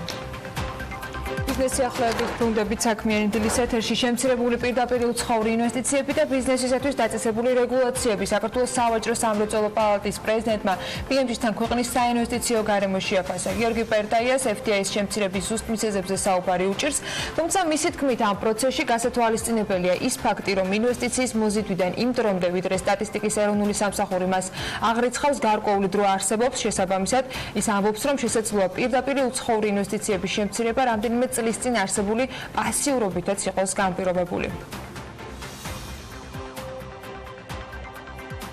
ბევრს ავიწყდება, რომ ინვესტიციის მოზიდვიდან რეალურად იმ მომენტამდე, როცა სტატისტიკის სამსახური ამას აღრიცხავს როგორც ინვესტიცია, შეიძლება იყოს წელიწად ნახევარი, შეიძლება იყოს ერთი წელი, საკმაოდ დიდი ფანჯარა. სანამ ინტერესი გაჩნდებას, მერე pre-feasibility-ს საკეთებს, მერე მაკვლევას საკეთებს pre-feasibility-ს, მერე მიდის პარტნიორს, ანუ პროცედურა ძალიან დიდი. ხა ჰიდროენერგიაზე რო ლაპარაკობთ, იქ საერთოდ შეიძლება ერთი წელი ძლდებოდეს კვლევა მართო. აქედან გამომდინარე, იმაზე საუბარი, დღეს ჩვენ რაღაც საშინელება ჩავიდნენ და ამიტომ ინვესტიციები შემცირდა არასწორია. ძალიან დიდი ნაწილი ინვესტიციები შეიძლება მიზეზია შემცირების თქვა რამოდენიმე წლის წინ გაკეთებული რაღაც თქვა პასიურობის ან შეიძლება სხვა რამის. საქართველოს სავაჭრო სამრეწველო პალატის პრეზიდენტი უარყოფითად აფასებს ეროვნული ბანკის მიერ ბოლო პერიოდში გატარებულ საბანკო რეგულაციებს, რომელმაც პერტაია შეფასებით საქართველოს ეკონომიკა შეამცირა. მისი თქმით, ამ მიმართულებით რეგულაციები მცირედით მაინც შესაძლებელია, თუმცა ამ მიმართულებით გარკვეული ცვლილებები არ განხორციელდა. პერტაია ამბობს, რომ მომრავლებული რეგულაციები საქართველოში ბიზნესის წარმოებას, ინვესტორებისათვის ნაკლებად საინტერესოს გახდის, რადგან საქართველოს საინვესტიციო გარემო ევროპას დაემსგავსება და საქართველოში ჩამოსულ ინვესტორს მაშინ ვეღარაფრით დავაინტერესებთ. და ვეღარაფრით გავაუცებთ. ფაქტია, რომ საბანკო რეგულაციებმა უფრო მეტი შეამცირა ფაქტობრივად ეკონომიკა პირდაპირ ვლაპარაკობთ, ანუ საბანკო რეგულაციები აუცილებლად უნდა შემცირდეს. მე მესმის თავიდან ეს რატო იყო გასაგები არის, არ შეიძლება ვთქვათ ამხელა ვთქვათ იგივე ვთქვათ მიკროსაფინანსოებთან დაკავშირებით იგივე ვთქვათ პროცენტულობა სესხის მათ და ასე შემდეგ ესეთ რაღაცები შეიძლება იფიქრო შეზღუდო, მაგრამ მთლიანობაში რა დონეზეც არის შეზღუდული, ახლა ეს არის მოჭერილი ბოლომდე ასე ვთქვათ და ნელ-ნელა უნდა მოუშვა. ნელ-ნელა მე არ ვიძახი რომ ახლა ბოლომდე ისე დავუბრუნდეთ სადაც ვიყავით, კი ბატონო, თუ ასე თulis ეროვნული ბანკი და მისი გუნდი კი ბატონო, მაგრამ მე ვფიქრობ აუცილებლად ნელ-ნელა უნდა მოუშვას, სხვანაირად გაგუჭირდება ეკონომიკის ზრდა. სებმა გადადგა საჭირო და აუცილებელი ნაბიჯები, განცხადება ეროვნული ბანკის პრეზიდენტმა გააკეთა. გონეტაძე ამბობს, რომ პასუხისმგებლიანი დაკრედიტების სისტემა გაამართლა და რეგულაციები, რომელიც 9 თვეა მოქმედებს, კონკრეტულ შედეგებს დებს. 2019 წლის 1 იანვრიდან საქართველოს ეგრეთ წოდებული პასუხისმგებლიანი დაკრედიტების სისტემაა მოქმედებული და ამ ცვლილების შედეგად ბანკებს მოქალაქეთა შემოსავლების დეტალური ანალიზის გარეშე სესხების გაცემა შეეზღუდათ. ამასთანავე დაწესდა მოთხოვნები, თუ რა შეიძლება იყოს თითოეული მოქალაქისათვის ყოველთვიურად სესხის მომსახურების კოეფიციენტი. ეროვნული ბანკის პრეზიდენტმა გუშინ რეგულაციების ამოქმედებიდან მე-9 თვის მდგომარეობით არსებული ვითარების შესახებ ისაუბრა და თქვა, რომ შედეგი რისი მიღწევაც ეროვნულ ბანკს სურდა, ფაქტობრივად მიღწეულია. ცხელი განხილვების გარდა. თუ შევხედავთ, აი ახლა დაახლოებით 9 თვე არის გასული, ვფიქრობ, რომ ის ძირითადი მიზნები, რაც ჩვენ ვფიქრობთ, რომ და მიგვეღწია, ეს არის არა შემოსავლების აბსოლუტურად შემოწმების გარეშე სესხების გაცემა არის მიღწეული, მაგრამ ამავე დროს ის სესხების პორტფელის ზრდა, სესხების საპროცენტო უკაცრავად კურსის ეფექტის გარეშე არის 14%, რაც საკმაოდ კარგი მაჩვენებელია. ჩვენ ყოველთვის უშვებთ იმ შესაძლებლობას, რომ მოხდეს გადახედვა და ისე თავიდანვე განვაცხადოთ, რომ ეს პროცესი ასევე წარიმართებოდა. მუშაობთ იმაზე, რომ უფრო გამარტივებული იყოს ეს რეგულაცია, რომ უფრო ნაკლებად უფრო მეტად გასაგები იყოს და თქვა თუ კი რამე ბიუროკრატიული თვირთია, ეს ბიუროკრატიული თვირთი მოშორდება. ლიბერტი ბანკის ყოფილი დირექტორი ალექსი ხოროშვილი ეროვნული ბანკის მიერ დაწესებულ საბანკო რეგულაციებს ზოგ შემთხვევაში გადაჭარბებულად აფასებს. ხოროშვილს იმედი აქვს, რომ რეგულაციების შედარებით ლიბერალური გახდება. რეგულატორს თავიდანვე, როდესაც შემოდიოდა ეს რეგულაციები, მე პირადად დარწმუნებული ვიყავი, რომ რაღაც პერიოდში დაიწყებოდა შემსუბუქება მოცემული რეგულაციების. ეხაც მიმდინარეობს, რომ გვესმის, რომ ლარიზაციაში 200.000-იანი ზღვარი უნდა დაიწიოს, ასევე იპოთეკურ სესხებთან დაკავშირებით რაღაც დათმობებზე წავიდა, შეგროვდა მოცემული რეგულაციები. შესაბამისად ეს გარდამავალი პერიოდია და მე მგონი უფრო დაუბრუნდება ალბათ 2018 წლის პერიოდს.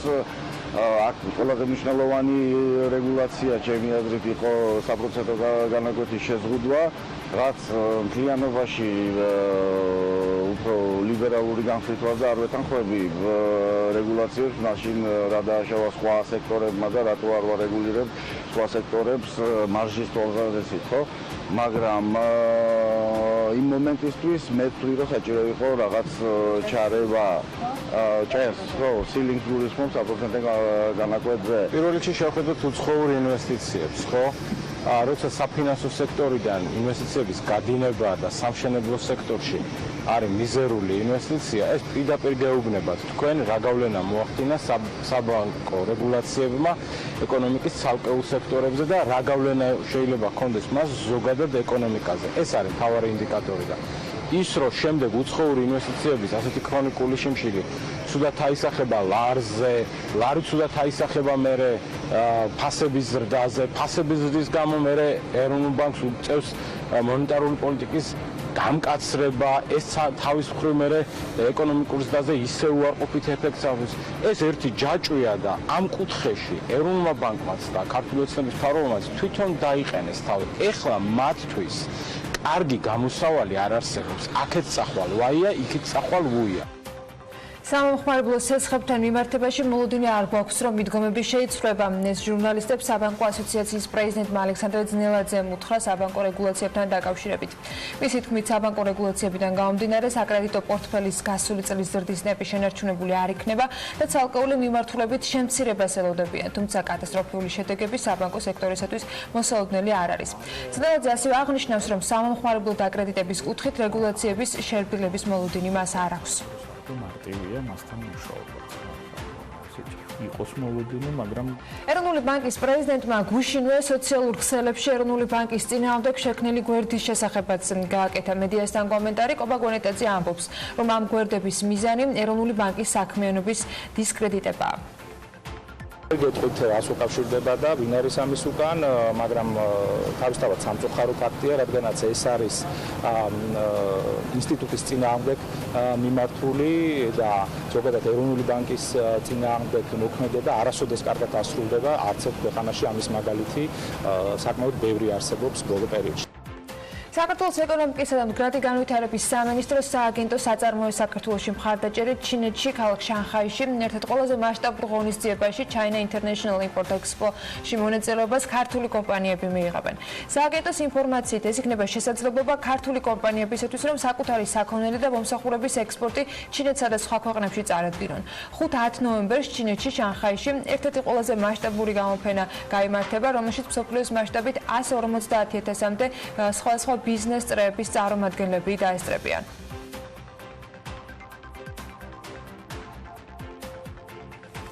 წიაღის სფეროში ინვესტიციების მოცულობა გაიზარდა 2019 წლის 8 თვეში ამ მიმართულებით 67,950,000 ლარია ინვესტირებული.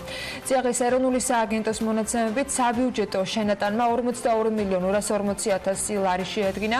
ამავე დროს საბადოებზე დამატებით 2027 სამუშაო ადგილია შექმნილი. სააგენტომ ჯამში 464 სასარგებლო წიაღისეულის მოპოვების ლიცენზია გასცა 8 თვის განმავლობაში 2019 წლის მეორე კვარტალში დამამუშავებელ მრეწველობაში 38,900,000 დოლარის პირდაპირ უცხოური ინვესტიცია ჩაიდო და ეს 2018 წლის იმავე პერიოდის მაჩვენებელს თუ შევადარებთ, დაახლოებით 97%-იანი ზრდა.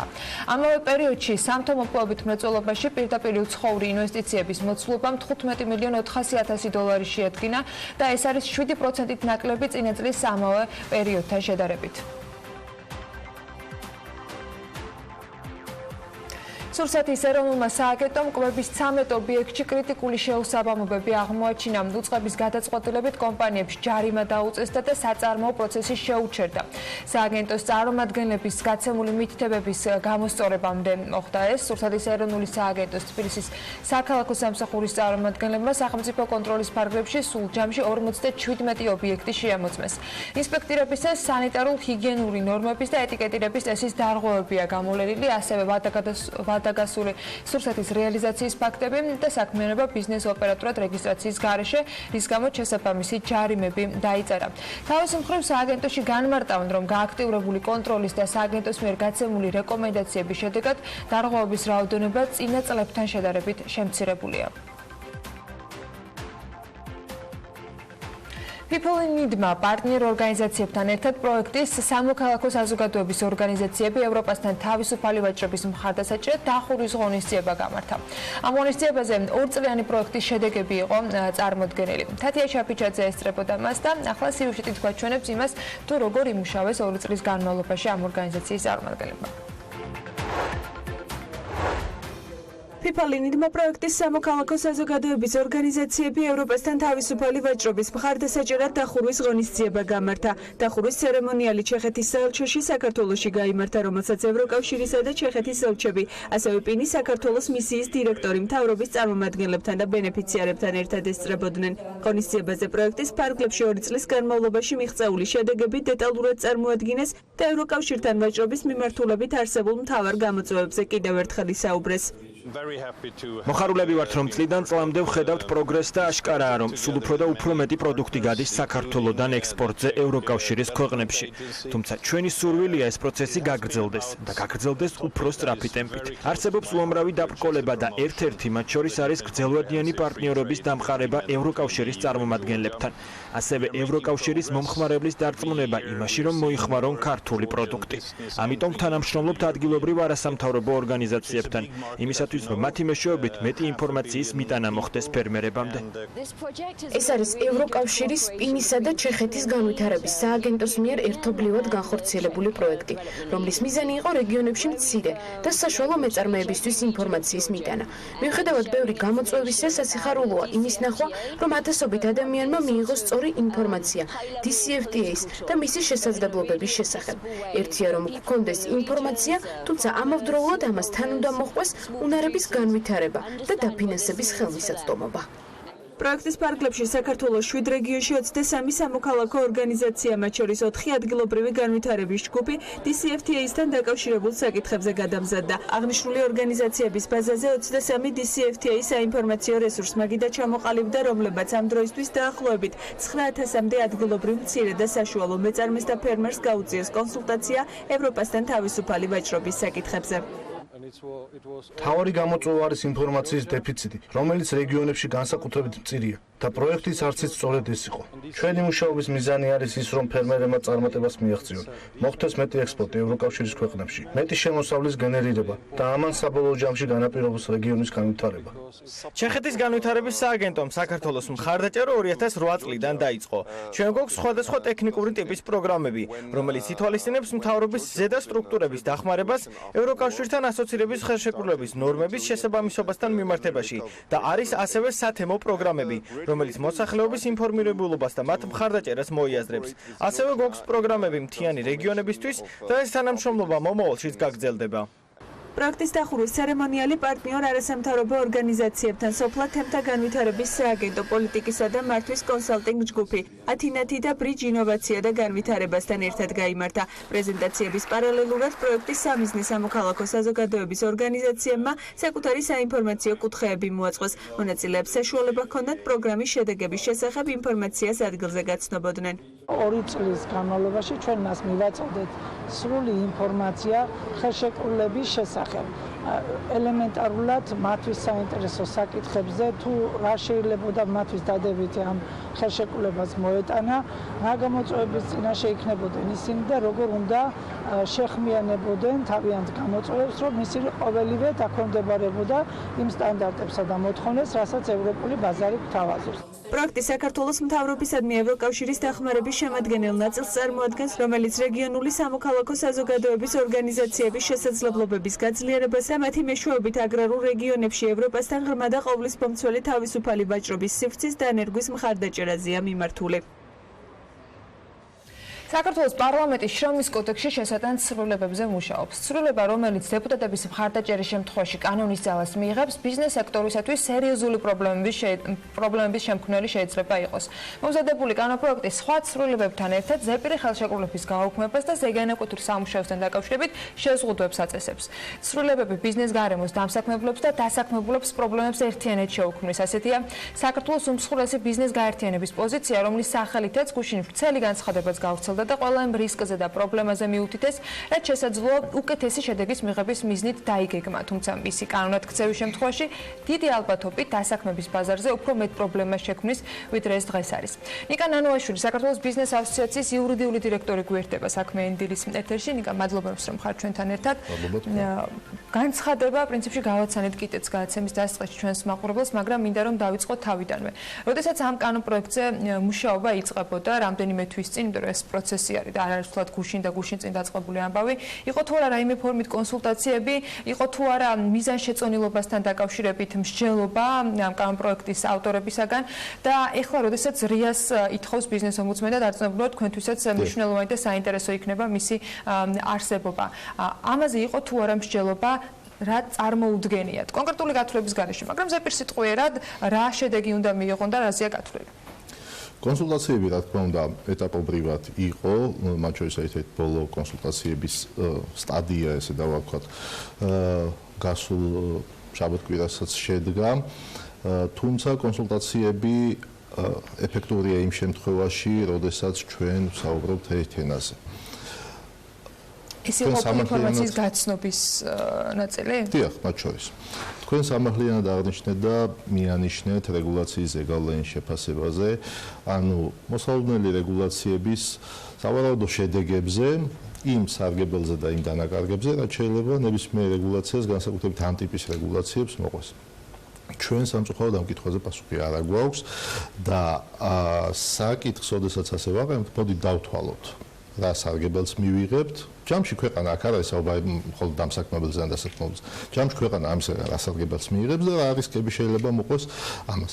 ჩვენ მსგავს შეთავაზებაზე სამწუხაროდ არ არის პირველ შემთხვევაში ვიღებთ უარს, რომ არა ეს საჭიროა იმისათვის, რომ ადამიანის უფლებები იყოს დაცული.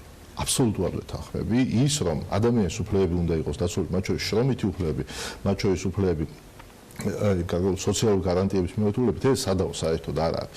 შემიძლია დავჯდე და 2-3 საათის უმცირე ვისაუბრო როგორ მინდა მე როგორ წარმომიდგენია ამ ქვეყანაში ადამიანის უფლებების დაცულობა, მაგრამ ეს დაიჭირა მხოლოდ საუბრად, თუ მე თქვენ ვერ აგიხსნით, ვერ დაგისაბუთებთ, რა ეკონომიკური საფუძველი შეიძლება ქონდეს ამ ადამიანების კეთილდღეობას, რის საფუძველზე უნდა იყვნენ ეს ადამიანები, მათ შორის დასაქმებულები კარგად.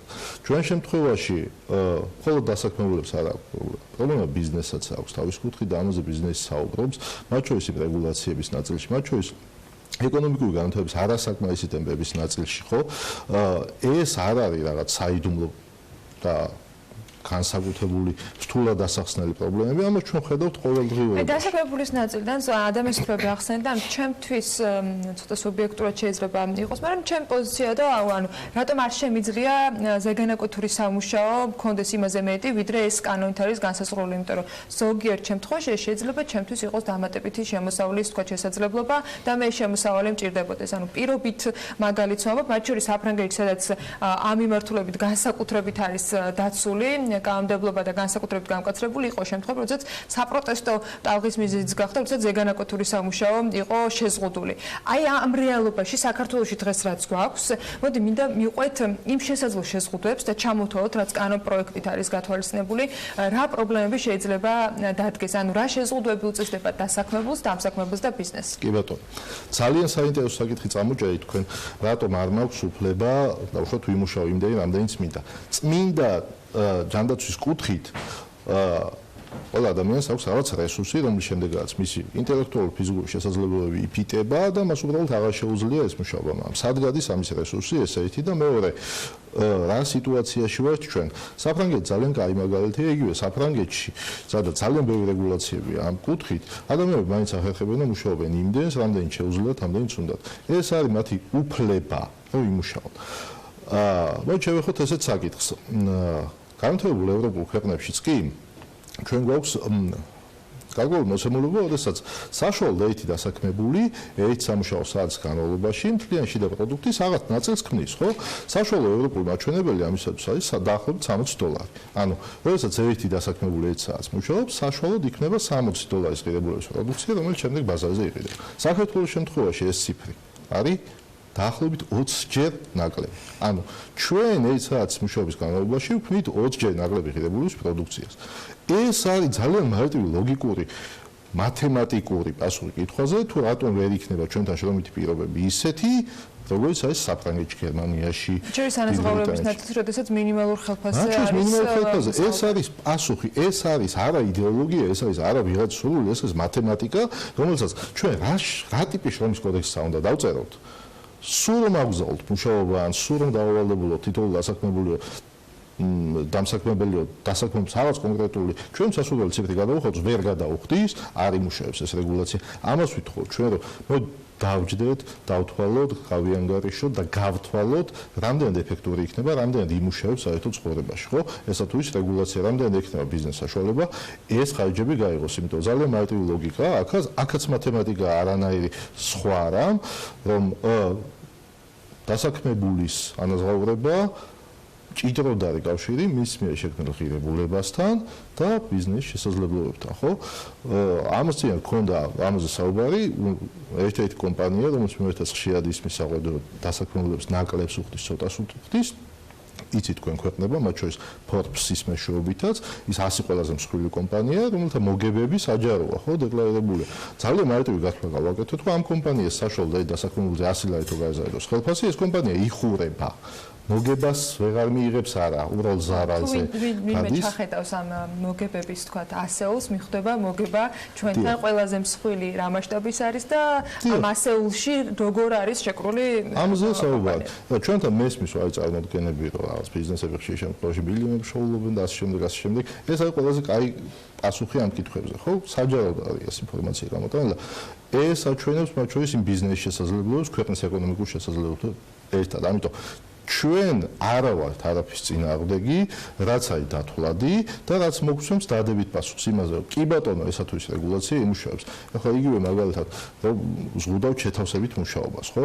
ადამიანები ყველანაირი რეგულაციის გარეშე სამსახურიდან გამოდიან, ან ვინც ცვლაში მუშაობს, მაგალითად, ერთი დღე მუშაობს და ორი დღე მერე ისვენებს, მიდის და ბავშვად ტაქსაობს, ხო? ახლა როგორ შეიძლება ადამიანს ეს უფლება შეუზღუდო, ხო? ერთია რომ თეორიულადაც ვერ შეუზღუდო, მეორე ეს მისი უფლებაა. იმედი მაქვს, რომ ამაზე მსჯელობა გაგრძელდება იმ ფორმატში, რა ფორმატით შეთავაზებული, ანუ საქმიანად კონკრეტული რიცხვებით და კონკრეტული დასაბუთებებით, მაგრამ რომ დაუშვათ, რომ ეს კანონპროექტი მთელი ამ შეზღუდვებით გავიდა ბოლოში. არის ორი შესაძლებლობა. ერთი, მკვდრადშობილი კანონი იყოს, რომლის შესრულებასთან დაკავშირებითაც როგორც ქონია ძალიან ბევრი მაგალითი და პრაქტიკა, არავინ მომკითხავი არის და მოკითხვის შემთხვევაში ეს შერჩევითად ხდება, ან რაღაც ძალიან გაგრძობით პროცესამდე მივდივართ, ან მეორე, ბიზნესი ეძებს გამოსავალს. რა გამოსავალი შეიძლება ვიპოვოთ ან ნახონ ბიზნესებმა იმისათვის რომ არ მოხვდნენ კანონის მიღმა თქვათ ფარგლებში. დიდი ალბათობით ეს იქნება ამ ფორმით ყოველ შემთხვევაში as დღეს არის ამ ვერსიით ეს იქნება მკვდრადშობილი ნორმები. ეს არის ყველაზე კაი შემთხვევა, კაი ვარიანტი. იმ შემთხვევაში თუ მოხდება ან კეთილსინდისე ბიზნესი როგორც ესეც ცდილობს ადაპტირებას ამ ნორმებთან და ცდილობს შესაბამისობაში იყოს ცდილობს რომ ძალიან არ იყოს აცდენილი, იმიტომ რომ როცა ხელშეკრულებით ურთიერთობაზე არის საუბარი, არავინ იცის როგორ შეიძლება ეს გამწევდეს. ან ბიზნესს ამ შემთხვევაში ისე იქცევა როგორც თითოეული მოქალაქე, მათ შორის თითოეული დასაქმებული ხო ცდილობს მოერგოს არსებულ სიტუაციას, არსებულ ჩარჩო კანონმდებლობას. მეორე ვარიანტი და ცუდი ვარიანტი საკმაოდ ეს არის ის რომ მოხდება კადრების შემცირება, ანუ ხელფასი ნომინალურად გაიზრდება, მაგრამ უმუშევრობაზე გაგვეძება ამ შემთხვევაში, იმიტომ რომ სხვა გამოსავალი არა, ახლა მინიმალურ ხელფასს თუ დავაწესებთ, ხო და ბიზნეს არ აქვს რეალურად ამის გადახდის საშუალება კონკრეტულ ბიზნეს სიტყვაზე. მოხდება გადების შემცირება. მეორე ვარიანტი, ასევე ცუდი ვარიანტი არის ის, რაც მოხდება შტატების ხელოვნურად დაყოფა, ანუ სადაც აქამდე ერთი ადამიანი მუშაობდა, იქ მუშაობს ორი ადამიანი, უბრალოდ ეს ორი ადამიანი მიიღებს განახლებულ ხელფასს, ანუ რასაც აქამდე ერთი იღებდა, ხელფასის სახით მიიღებს მეორე. მესამე ვარიანტი, ასევე ცუდი ვარიანტი არის ის, რომ ამ ყველაფრის ასახვა და გადატანა ამ დამატებითი ხარჯების მოხდება ფასებში. მათ შორის სამხმარებლო პროდუქციაზე, სერვისებზე ფასებში. ხო, ახლა მაგალითად, როგორც ელექტროენერგიის შემთხვევაში, იმ ხარჯს, რასაც კომპანია სწევს ამ ელექტროენერგიის შესაძენად, შემდგომში დებს ტარიფში, ხო? ესე მუშაობს სისტემა, სხვანაირად ვერ იმუშავებს. ახლა ვერავინ ვერ მოიტანს საჰაერიდან ამ ხარჯებს, ამ თანხებს და ვერ ჩადებს ამ პროდუქტს ღირებულებაში. ამ ყველაფერს აქვს თავისი ჯაჭვი, სადაც ყველა გოლი ერთმანეთთან მჭიდროდ დაკავშირებული აქვს. სხვა პრინციპი და სხვა ლოგიკა არ მუშაობს, ჩვენ რაც უნდა მაღალ მატერიებზე და მაღალ ღირებულებებზე ვისაუბროთ. რისი საწინააღმდეგო მე არაფერი არ მაქვს. მეც ძალიან დიდი სურვილი მაქვს ნათლად დავინახოთ, როგორ შეიძლება ციფრებში ამ ყველაფრამდე მივიდეთ. Თქვენს განცხადებაში ასევე იყო მოყვანილი ასეთი ეპიზოდი, როცა აღნიშნეთ, რომ ის რაც წეღანს ვისაუბრეთ ამ ნაწილზე, რომ ევროპულ ქვეყნებში არის ჩვენ მოთხოვნილზე მეტი შევიტანეთ ამ კანონპროექტში და მოთხოვნილზე მეტად ან რომის პაპზე მეტი კათოლიკეობა გამოვიჩინეთ ამ ნაწილში. სად გადის მაშინ ზღვარი? აი რა ფორმით წარმოგიდგენიათ, რომ შრომის კოდექსში ცვლილებები შევიდეს, ისე რომ ის რისკები, რომელიც ახლა ჩამოვთვალეთ, არ იყოს გზახსნილი მათთვის. მოდით მე ესე უკასხობთ გეთანხმებით აბსოლუტურად იმ ნაწილში, რომ ჩვენ დირექტივებს ინვერსიით ყოველ შემთხვევაში რაც დღეს არსებობს, ბევრად ვწდებით, მაგრამ მეორე საკითხი სად გადის ზღვარი? ზღვარი გადის ზუსტად იქ, რისი საშუალებას და შესაძლებლობას ჩვენ ეკონომიკას აქვს. რა გვინდა? გვინდა რომ ამ ქვეყანაში მაგალითად თითოეულ დასაქმებულს ჰქონდეს ხელფასი 1000 ლარი. ამ ამოცანის მისაღწევად შრომის კოდექსში რაც ცვლილებებიც არ უნდა შევიტანოთ, საკმარისი არ იქნება, იმიტომ შრომის კოდექსის ცვლილებები რომ შველოდეს მინიმალური ხელფასის დას. რა თქმა უნდა, ეს ხო წარმოუდგენელია, მაშინ ყველა ქვეყანა შეიტანდა ამ ცვლილებებს და ყველანი ვიქნებოდა მსოფლიოში ბედნიერი. არა. ამის პასუხი არის ეკონომიკაში. ჩვენ უნდა მოვახერხოთ მათ შორის დასაქმებულებთან ერთად, მათი ინტერესების დამცველებთან ერთად და მათი მონაწილეობა ძალიან მნიშვნელოვანია, რათა ნათლად დავინახოთ მთელი ეს პროცესი, ხო? როგორ მიიღწევა მაგალითად იგივე საშუალო ხელფასის და ქვეყანაში. ეს ხო კონკრეტული ციფრებია. ჩვენ ეს გზა უნდა გავიაროთ, ეკონომიკური განვითარების გზა უნდა გავიაროთ, ხო? ბიზნესი უნდა გაიზარდოს იქამდე, რომ შეძლოს ამის გადახდა. ეს არის ამ კითხვაზე პასუხი. ის რომ შრომის კოდექსში ცვლილებები შევიტანდა და ესე იქნება, არ იქნება ეს ვერ იქნება. ეს არ არის წამალი. აპირებთ და როდის აპირებთ თუ გაქვთ გეგმაში განხილვების გაგრძელება თუ არის რაიმე ფორმით თქვათ კომუნიკაციის პასუხი ხელისუფლების მხრიდან, პარლამენტის მხრიდან, შესაბამისი კომიტეტების მხრიდან. რა თქმა უნდა, ჩვენ თვითონ სამუშაო პროცესშიც ჩართულები ვართ, ვიქნებით ჩართულები სამუშაო პროცესში და გვექნება კომუნიკაცია ყველა იმ გადაწყვეტილების მიმღებთან, ვისაც შეიძლება რაიმე ფორმით შეხება გქონდეს. პერიოდში თუ არის ამ დაგეგმილი, ეს მაინტერესებს. ეს უახლოეს პერიოდში დღეს და ხვალ კონკრეტულად ვერ გეტყვით. ამაზე ყოველდღიურად მიდის კომუნიკაცია ყველა დაინტერესებულ მხარესთან და ჩვენ აუცილებლად ვეცდებით მინიმუმ მივახციოთ იმას, რომ ამ ყველაფერთან დაკავშირებით დაიდოს ციფრები, კონკრეტული ციფრები. მათ შორის ჩვენი მონაწილეობა, ჩვენი ჩართულობა, ჩვენ არა ვართ პროცესთან განზე გამთქრები და არ ვიყურებთ, რომ მოდით აი ციფრები მოიტანეთ და ვერ ვილაპარაკოთ. არა, მათ შორის ამ პროცესშიც აქტიურად მონაწილეობთ. მოდით დავინახოთ, ერთად დავინახოთ ეს სურათი და ამის შემდეგ იქნება შესაძლებლობა. კი ბატონო, შეიძლება მეტიც იყოს მინიმალური ხელფასი, ნაკლები იყოს, მეტი იყოს სამუშაო და გამოყოფილი, ან უფრო მეტად შევზღუდოთ ხო ის სამუშაო და ეს ხო არავითარ თვითმიზანი ამაზე ხო არ ლაპარაკობთ ჩვენ. ჩვენ ლაპარაკობთ პროცესზე და შედეგებზე, რა შედეგებს მოიტანს ეს ქვეყნისათვის. იმედია რეალს უახლოეს მომავალში ვნახოთ ამ თემასთან დაკავშირებით და მე ჭვი მაქვს რომ კიდევ ბევრჯერ მოგვიწევს ამ კანონპროექტთან მიმართებით საუბარი და იმ სიახლეებთან რომელიც მას თანსდევს შესაძლოა თქვენთანაც და რა თქმა უნდა თქვენთან ერთადაც. იკანა ნუაშვილი საქართველოს ბიზნეს ასოციაციის იურიდიული დირექტორი იყო, საქმიანი დილის სტუმარი, წარმატებები მას. ჩვენ კი ეთერი უნდა გავაგრძელოთ კიდევ ერთ ძალიან საინტერესო თემით, საწვავისა და რეგულირების საკითხზე უნდა გადავიდეთ. რეგულირება ყველგან და ყველაფერში გრძელდება. ნავთობიმპორტიორთა კავშირის შეხვედრაზე, სადაც ევრო 5 ტიპის დიზელის საწვავის შემოღებაზე იყო საუბარი, ახალი ინიციატივა გაჟღერდა, რომელიც 1 წლის განმავლობაში მაღალი საწვავის სტანდარტთან ერთად ევრო 4 ტიპის დიზელის ხელმისაწვდომობასაც გულისხმობს.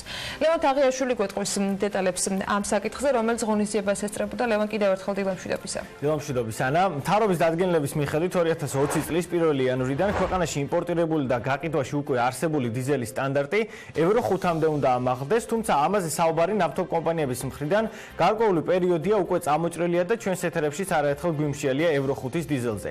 ნავთობიმპორტიორთა კავშირის შეხვედრაზე სწორედ ამ თემას განიხილავდნენ, როგორც კავშირის თავმჯდომარე ვანო თვალაშვილი ჩვენთან საუბრისას ამბობს, ეკოლოგიის გაუმჯობესებისთვის საწვავის ხარისხთან ერთად ავტოპარკი თამაშობს გადამწყვეტ როლს, რომელიც ვერანაირი კრიტიკას ვერ უძლებს და მხოლოდ დიზელის ხარისხის გაუმჯობესება სასურველ შედეგს ვერ გამოიღებს. სწორედ ამ პრობლემის გადასაჭრელად კავშირმა ინიციატივა წარუდგინა ბიზნეს ომბუდსმენს, რომლის მიხედვითაც 2020 წელს არსებული მოთხოვნა ამოქმედება, თუმცა 1 წლის განმავლობაში ევრო 4-ის საწვავით დაშვებული იქნება ბაზარზე და ნავთობკომპანიებს გარკვეული დრო მიეცემათ რეგულაციებთან შესაგვებლად. კონფერენციაზე გამოსვლაში გრძნობთ და ჩვენი ინიციატივა გახლავთ ის, რომ მიმდინარე ახალი წლიდან 2020 წლიდან შემოვიდეს ევრო 5-ის სტანდარტი, მაგრამ პარალელურად ამისა 1 წლის განმავლობაში ახლა იყოს ასევე დაშვებული ევრო 4 შესაბამისი დიზელის საწვავი ადგილობრივ ბაზარზე და ძირითადი მიზეზი, რასაც ჩვენ ამას ვითხოვთ, გახლავთ ის, რომ პირველი ყველაზე უმთავრესი მომენტი, ანუ ეს საკითხი ემსახურება ეკოლოგიური ვითარების გაუმჯობესებას, მაგრამ იქიდან გამომდინარე, რომ დღეს მოქმედი ავტოპარკი ჩვენ და სამწუხაროდ ბევრი ობიექტური მიზეზის გამო ვერ შეესაბამება შესაბამის სტანდარტს და საბოლოო ჯამში პროდუქტის, ესე ვთქვათ, გამოყენება სწორედ ავტომობილი ახდენს, ჩვენ ეკოლოგიურ ეფექტ შესაძლო შედეგს ვერ მივიღებთ.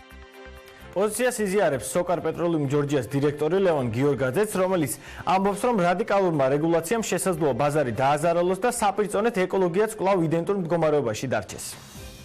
მის აზრით, ჯერჯერობით ნაადრევია საქართველოსთვის ევრო 5-ზე სტანდარტის გადასვლა და საერთოდ არანაირი პრობლემა არ იქნება თუ 2021-ში მოხდება ეს ყველაფერი, მით უმეტეს, როდესაც ეს კონკრეტული ხარისხობრივი პარამეტრის გაუმჯობესება მხოლოდ და მხოლოდ დამოკიდებული არის გარემოს კომპონენტზე, რომელიც ასევე მჭიდროდ არის დამოკიდებული თვითონ ავტოპარკზე და ორი რაღაცა ცალ-ცალკე ერთმანეთისგან დამოუკიდებლად სამწუხაროდ პოზიტიურ ეფექტს ვერ ახდენს. ამიტომ დღევანდელი ავტოპარკიდან გამომდინარე მიგვაჩნია, რომ ევრო 5-ზე გადასვლა არის ნაადრევი, მით უმეტეს მაშინ, როცა ეს ყველაფერი გამოიწვევს საკმაოდ გაძვირებას საწვავებს.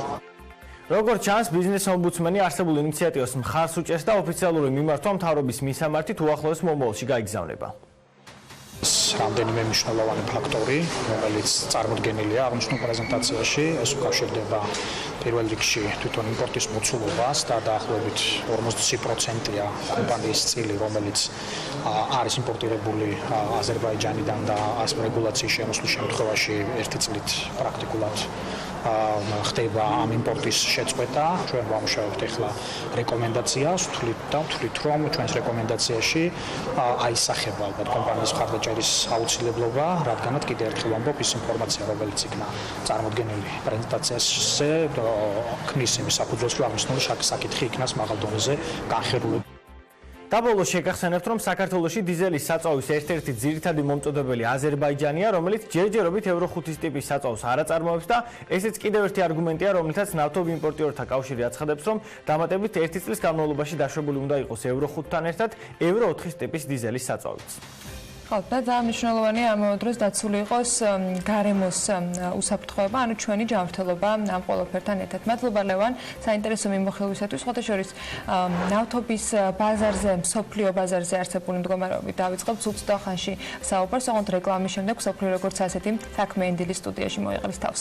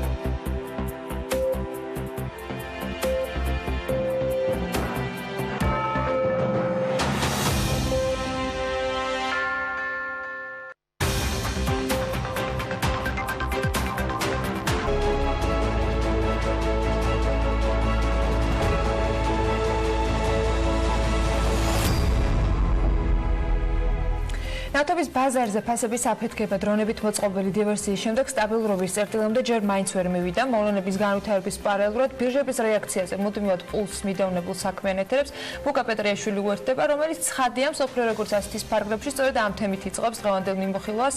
5 დრონის ეფექტი, ასე დავარქვი მე ნავთობის ბაზარზე მიმდინარე პროცესებს, მაგრამ საიდან მოვიდა ეს 5 დრონი? მოდი ამით დავიწყოთ ჩვენ დღევანდელი მიმოხილვა.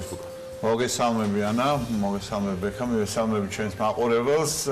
საქმე იმაშია, რომ ეს შეიძლება იყოს არა მხოლოდ დრონები, ასევე ახლა მიმდინარეობს გამოძიება, არის გარკვეული მტკიცებულებებიც, გარკვეული ეჭვებიც, რა თქმა უნდა, საფუძვლიანი, რომ ეს იყო დრონებით და სარაკეტო მოწყობილობებით, ესე ვთქვათ, განხორციელებული თავდასხმა. ეხლა ყველაზე მთავარი და მნიშვნელოვანი შეკითხვა სწორედ ეს, საიდან მოვიდა ეს ყველაფერი, ჰუსიტებმა აიღეს თავის თავზე პასუხისგებლობა. პირველ რიგში, რა თქმა უნდა ვთქვათ ერთ მნიშვნელოვნად, რომ ეს ჰუსიტების დაჯგუფება, ესე ვთქვათ, მხარდაჭერილი არის ერთ მნიშვნელოვნად ოფიციალურად ირანისგან, აღიჭურება შეიარაღებით და ასე შემდეგ. ისევე როგორც სხვა ამ ტიპის დაჯგუფებები რეგიონში. მაგრამ აქ რეალურად საქმე იმაშია, რომ ამერიკის შეერთებული შტატების ადმინისტრაცია, ისევე როგორც დიდი ბრიტანეთის ხელისუფლება, ამერიკის შეერთებული შტატები უფრო კაფეო მტკიცებით ფორმაში აცხადებს, რომ ამ ყველაფრის უკან და არა მხოლოდ უკან, არამედ უშუალო შემსრულებელი ამის არის ირანი. დიდი ბრიტანეთიც ასევე მინიშნებებს აკეთებს ევროკავშირმა ძალიან ისეთი პრინციპული პოზიციონირება მოახდინა ამასთან დაკავშირებით, მაგრამ რეალურად თუ კი დადასტურდა და მიმდინარეობს ეხლა გამოძიება საუდის არაბეთის, ამერიკის შეერთებული შტატების, დიდი ბრიტანეთის და სხვა ქვეყნების წარმომადგენლების მონაწილეობით, მაშინ ისმის შეკითხვა, რომ თუ კი დადასტურდა, რომ ეს არის ირანი, მაშინ რა? იმიტომ რომ ეს არ იყო მხოლოდ საუდის არაბეთის ეკონომიკაზე მიყენებული ზიანი და მიტანილი იერიში, რეალურად მსოფლიოს წარმოების 5% და საუდის არაბეთის დღიური წარმოების 9% აფეთქდა.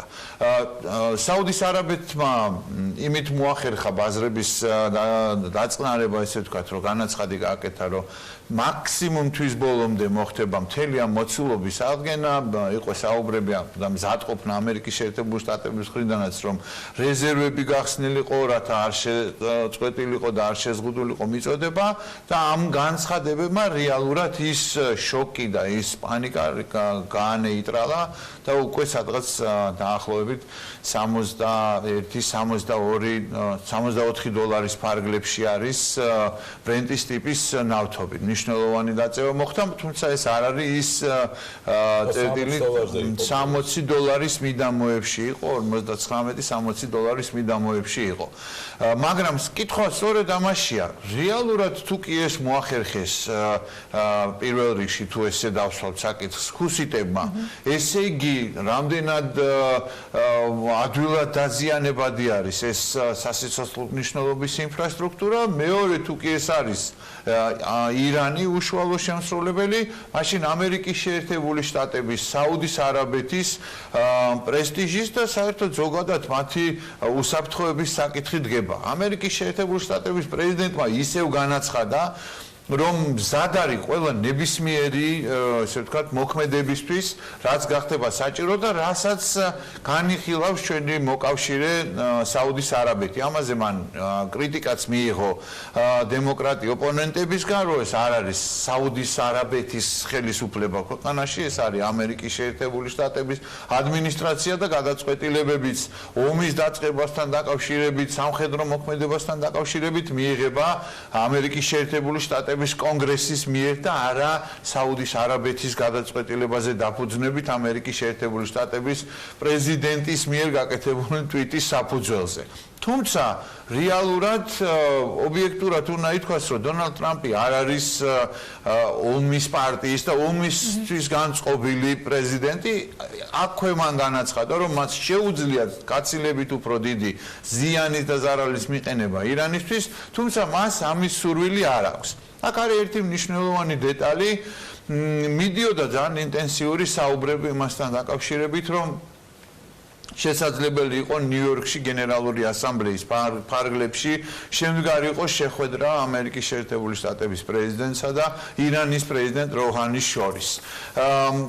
არის კონსპირაცია ამასთან დაკავშირებით, სწორედ ეს შეხვედრა რომ არ შემდგარიყო, სწორედ ამიტომ განხორციელდა ეს თავდასხმაც და ასე შემდეგ. ფაქტი სახეზეა, ამერიკის შეერთებული შტატების მხრიდან წამოსული ბრალდებების შემდეგ ირანის სულიერმა ლიდერმა ალი ხამენეიმ უარყო ყოველგვარი ესე ვთქვათ უშუალო მონაწილეობა ირანის, დაუბრუნდა ძველ პოზიციას, რომ არავითარი კონტაქტი, კომუნიკაცია ამერიკის შეერთებული შტატებთან არ იქნება, ვიდრე ამერიკის შეერთებული შტატები არ დაუბრუნდება იმ ბირთვულ შეთანხმებას, რომელიც მან დატოვა თვეების უკან.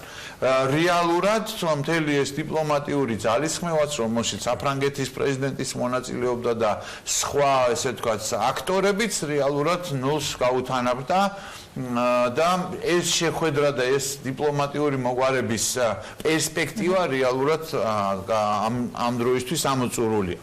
საითკენ მიდის ეს ყველაფერი, კიდევ ერთხელ ვიმეორებ, განწყობა არ არის, მადლობა ღმერთს, ამერიკის შეერთებული შტატების ადმინისტრაციაში ომისთვის, თუმცა მზადება ამისთვის, რა თქმა უნდა, არის და არის უმაღლესი ხარისხის მზადყოფნაც, რეალურად მოგეხსენებათ, რომ არის კონცენტრირებული სპარსეთის ყურეში ძალიან დიდი რაოდენობა ამერიკის შეერთებული შტატების შეიარაღებული ძალების, არის იქ ადგილზე ავიამზიდები და ასე შემდეგ. უბრალოდ საქმე იმაშია და პრობლემა, ყველაზე დიდი პრობლემა იმაშია, რომ ტანკერებზე თავდასხმა, ამერიკული დრონის ჩამოგდება, ეხლა აგერ საუდის არაბეთის ყველაზე დიდი ნავთობსაბადოს და ნავთობგადამამუშავებელი საწარმოს ამაზე თავდასხმის განხორციელება, ეს ყველაფერი ნელ-ნელა საბოლოო ჯამში შეიძლება მივიდეს და კიდევ ერთხელ ვიმეორებ, ღმერთმა არქმნას, იმიტომ რომ ეს ჩვენთან უფრო ახლოს არის, ვიდრე დიდ ბრიტანეთთან და ამერიკის შეერთებულ შტატებთან, რეალურად საბოლოო ჯამში აღარ დარჩეს სხვა გამოსავალი და სხვა არჩევანი. იმედი მაქვს, რომ აქამდე საქმე არ მივა არც ერთ შემთხვევაში და იმედი მაქვს, რომ რეალურად შესაძლებელი იქნება სტატუს კოს შენარჩუნება მაინც. თუმცა ირანი მიდის იქითკენ, თავადაც მიდის იქითკენ, რომ ამ ბირთვული შეთანხმების ძირითად პრინციპებს, რაზეც იყვნენ შეთანხმებული, თავად უკვე ეტაპობრივად არღვევს და ყველაფერი მიდის იქამდე, რომ რეალურად სავსებით შესაძლებელია ძალიან მიუახლოვდეს, ძალიან მალე მიუახლოვდეს ბირთვული იარაღის შემუშავებას, რასაც ვერავინ ვერ დაუშვებს, მათ შორის რეგიონის სხვა სახელმწიფოების და მეზობელი სახელმწიფოებიც ასევე.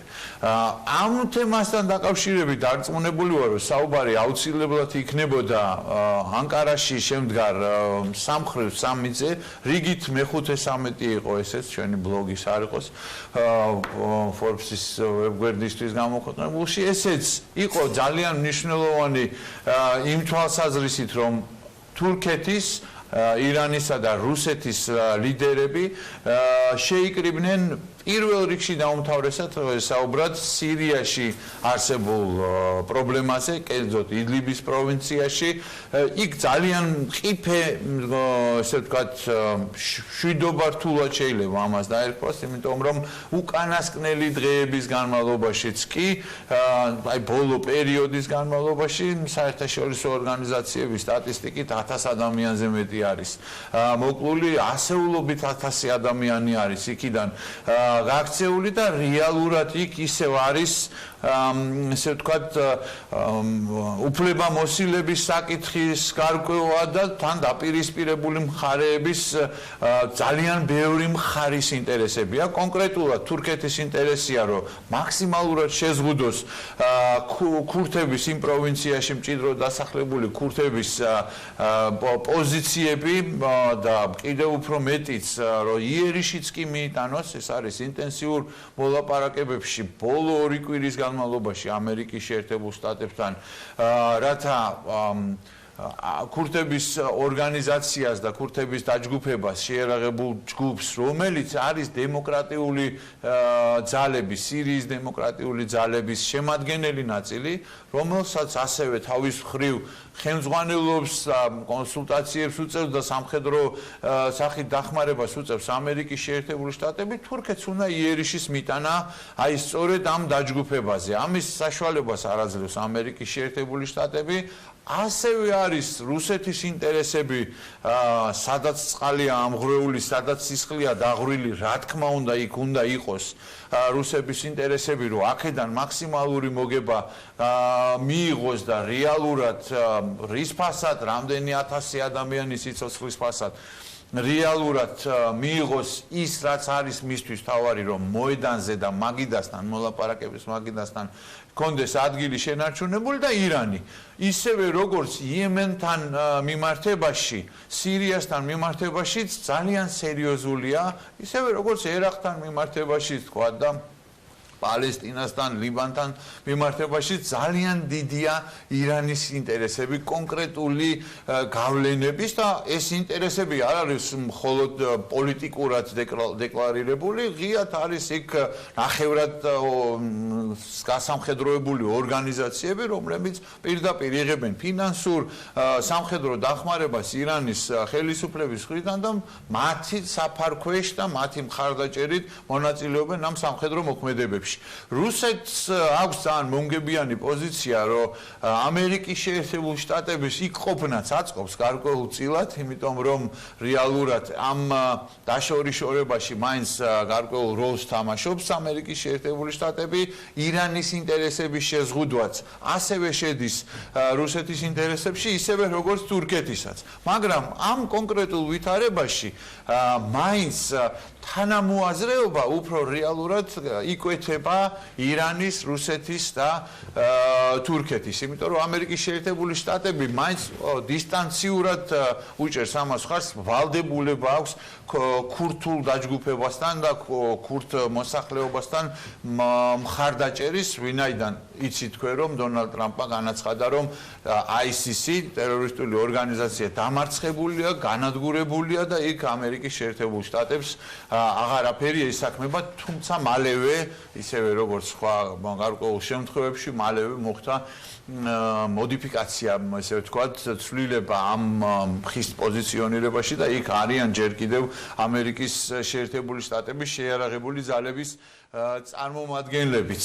ეს ყველაფერი აუცილებლად უნდა განვიხილოთ, რა თქმა უნდა, ისრაელის ჭრილში და კონტექსტში, იმიტომ რომ ამ რეგიონის ირგვლივ და ამ რეგიონთან დაკავშირებით ამ თემაზე საუბარი ვერ იქნება თუ არ განვიხილავთ ისრაელთან კონტექსტში. ისრაელი არის ამერიკის შეერთებული შტატების მთავარი მოკავშირე, სტრატეგიული მოკავშირე რეგიონში, ისე ყოველთვის, როდესაც ისრაელის პრემიერ-მინისტრი აცხადებს, რომ ეს არის მათი მთავარი მოკავშირე, რეალურად ეს ყველაფერი აისახება კიდეც კონკრეტულ ქმედებებში ამერიკის შეერთებული შტატების მხრიდან, ისევე ისრაელის მიერ ამერიკის შეერთებული შტატების ადმინისტრაციასთან დამოკიდებულებაში, რეალურად უნდა დავაკვირდეთ, ამიტომ ისრაელის შიდა პოლიტიკურ პროცესებს და მოვლენების განვითარებას.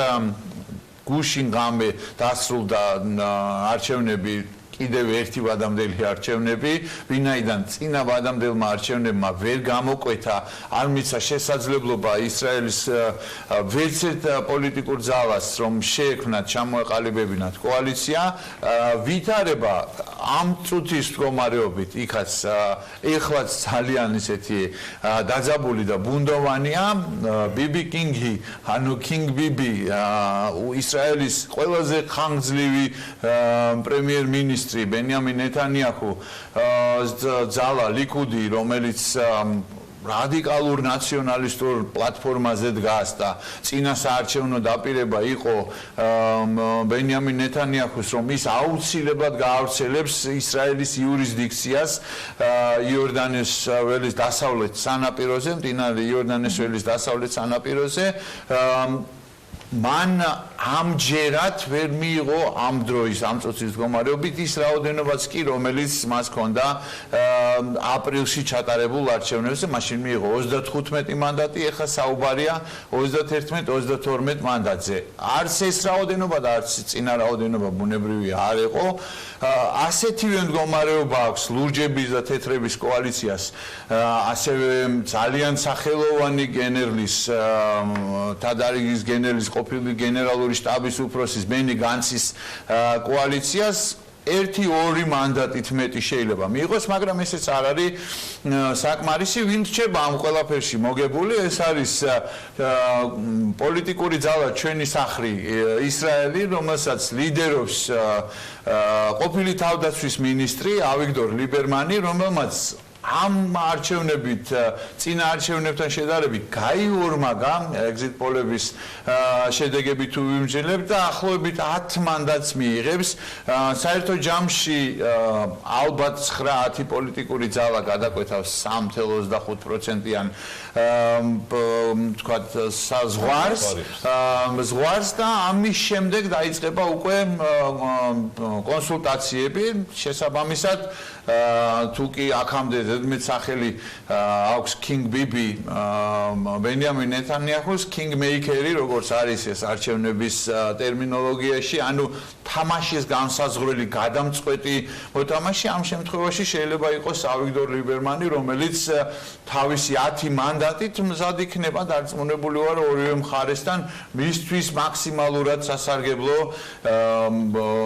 პოზიციონირებით მოახდინოს კოალიციის შექმნა ნახოთ დავაკვირდეთ როგორ განვითარდება მან მოვლენები მანამდე კი ისევ იგივე ჩვენ მეზობელს და ჩვენი რეგიონის ერთ-ერთ უმნიშვნელოვანეს ქვეყანას თურქეთს უნდა დაუბრუნდეთ რომელიც ჩვენ სტრატეგიულ პარტნიორ ამერიკის შეერთებულ შტატებთან მიუხედავად ყველა იმ წინა ისტორიებისა დაძაბული ვითარებისა შესაძლო სანქციების გამოცხადებისა რომელიც ეხებოდა S-400-ების რუსული S-400 სისტემის შესყიდვას დონალდ ტრამპი დიდი ოცეულის სამიტიდან მოყოლებული შემდგომ რაღაცა კონკრეტული კომუნიკაციები და ურთიერთ ესე ვთქვათ რევერანსების გაშგენთილ ატმოსფეროში ცდილობს რომ სიტუაცია დაარეგულიროს ამერიკის შეერთებულ შტატების პრეზიდენტთან ურთიერთობაში სულ ცოტა ხნის წინ როიტერსისთვის მიცემულ ინტერვიუში მან თქვა რომ ის მზად იქნება ნიუ-იორკში როდესაც შეხვდება ამერიკის შეერთებული შტატების პრეზიდენტს ელაპარაკოს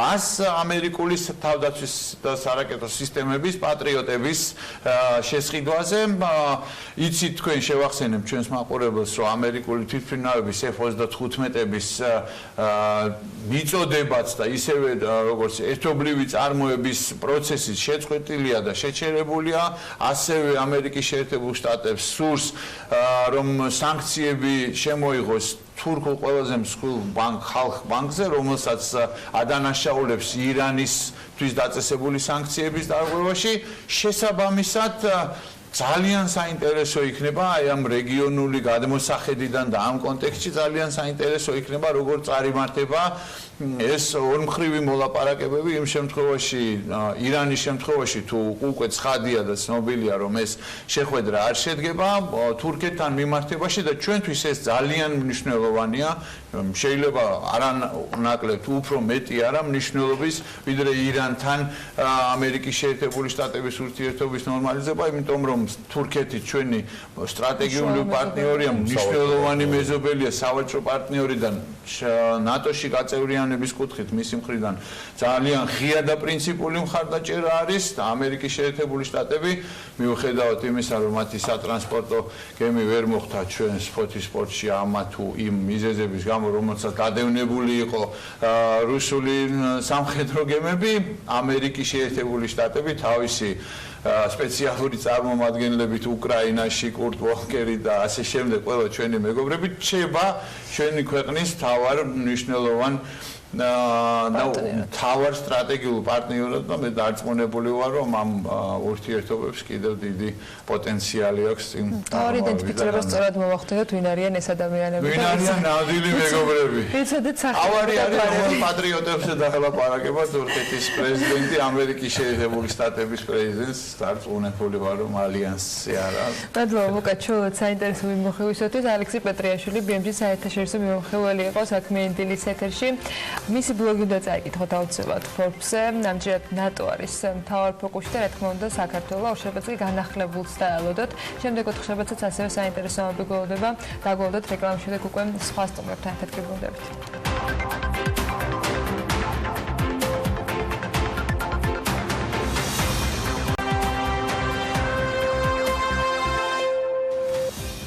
TBC-ის მიერ დაფუძნებული წლის ყველაზე მასშტაბური რიგით მესამე ბიზნეს ღონისძიება 6 გამარჯვებული ხავდა. ჩვენი მაყურებლები მცირე და საშუალო ბიზნეს წარმომადგენლებს უკვე კარგად იცნობენ. სხვათა შორის რიგით მესამე დაჯილდოებაზე პირველად იყო გამარჯვებულებისთვის 3 კატეგორიის ჯილდო დაწესებული. გამარჯვებულ კომპანიებს საკუთარი ბიზნეს საჭიროებიდან გამომდინარე თავად უნდა აერჩიათ 3-დან ერთ-ერთი. ესენია ციფრული სტრატეგია და ახალი ვებგვერდი, ბრენდ სტრატეგია და საიმიჯო კამპანია ან პროგრამული უზრუნველყოფა. ნინო ანგურაშვილი მოგვიყვება ახლა იმ გამარჯვებულებზე, რომელთაც მიიღეს ჯილდოები და როგორ ადგებათ ეს უკვე მათ ბიზნესს. TBC ბანკის მიერ დაფუძნებულ ბიზნეს დაჯილდოება 2018-ს 6 გამარჯვებული ჰყავდა. წლის მთავარი და ყველაზე მასშტაბური ბიზნეს ღონისძიების გამარჯვებულებისათვის 3 კატეგორიის ჯილდო იყო დაწესებული, რომელიც ბიზნესის საჭიროებიდან გამომდინარე მეწარმეს უნდა აერჩია. გეფერინი წლის ქართული პროდუქტის ნომინაციაში გამარჯვებულების სიაში მოხვდა და ილია გეფერიძემ TBC ბანკის მიერ დაწესებული ჯილდოდან ციფრული სტრატეგია და ახალი ვებგვერდი აირჩია. მიუხედავად იმისა, რომ გეფერინმა 2014 წლიდან დღემდე მოახერხა სხვადასხვა პროდუქციის შეთავაზება მომხმარებლებისათვის და ამასთან მსოფლიოს 11 ქვეყანაში ექსპორტის განხორციელება, თვლის რომ TBC-ის მიერ დაწესებული ეს ჯილდო ბიზნესს კიდევ უფრო განავითარებს და მსოფლიოს ყველა წერტილიდან ადამიანები შეძლებენ საქართველოში დამზადებული ქართული პროდუქციის ნახვასა და შეძენას. ჩვენ ავირჩიეთ ონლაინ საიტი, რადგანაც მანამდე გქონდა რამოდენიმე ონლაინ საიტი, ყველა ქვეყანას, ყველა საექსპორტო ქვეყანას ჰქონდა თავისი ონლაინ საიტი და გვინდოდა გაგვერთიანებინა ერთ პლატფორმაში და ერთი ძლიერი საიტი გქონოდა. TBC-ის ჯილდოების არჩევის საკითხი როდესაც დადგა, ზუსტად ავირჩიეთ ონლაინ საიტი, გაერთიანდება ეს ყველა საიტი ერთად და იქნება ერთი ძალიან მაგარი საიტი. ეს საიტი ჩვენთვის იყო ძალიან მნიშვნელოვანი და ძალიან წაადგება ჩვენ კომპანიას. ზოგადად ვფიქრობ, რომ ასეთი მსხვილი კომპანიების ჩართულობა მცირე და საშუალო ბიზნესში ხელს შეუწყობს ამ კატეგორიაში ბიზნესების განვითარებას და მცირე და საშუალო ბიზნესებს გას დღეს ზოგადად ქვეყანა.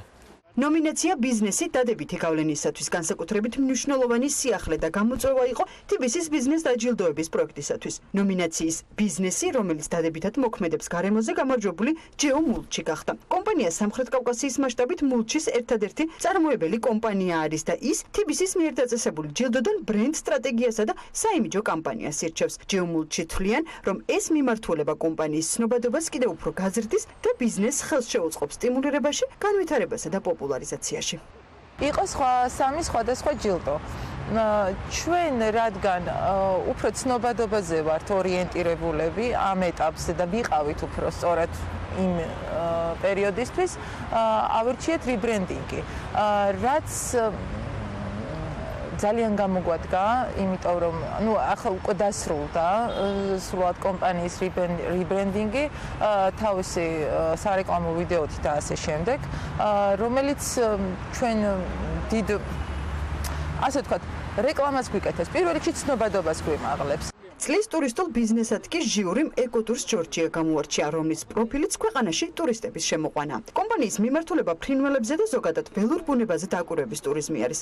ეკოტურ ჯორჯია მსურველებს პროფესიონალი ფოტოგრაფების მომსახურებასაც სთავაზობს. გიორგი რაჯებაშვილმა ბიზნესის განვითარებისათვის ციფრული სტრატეგია და ახალი ვებგვერდი აირჩია, რადგან თვლის, რომ სწორად გამართული ვებგვერდი კომპანიის საქმიანობაზე დადებითად იმოქმედებს, კიდევ უფრო გაზრდის ცნობადობას და საზოგადოებისათვის მეტად საინტერესოს გახდის.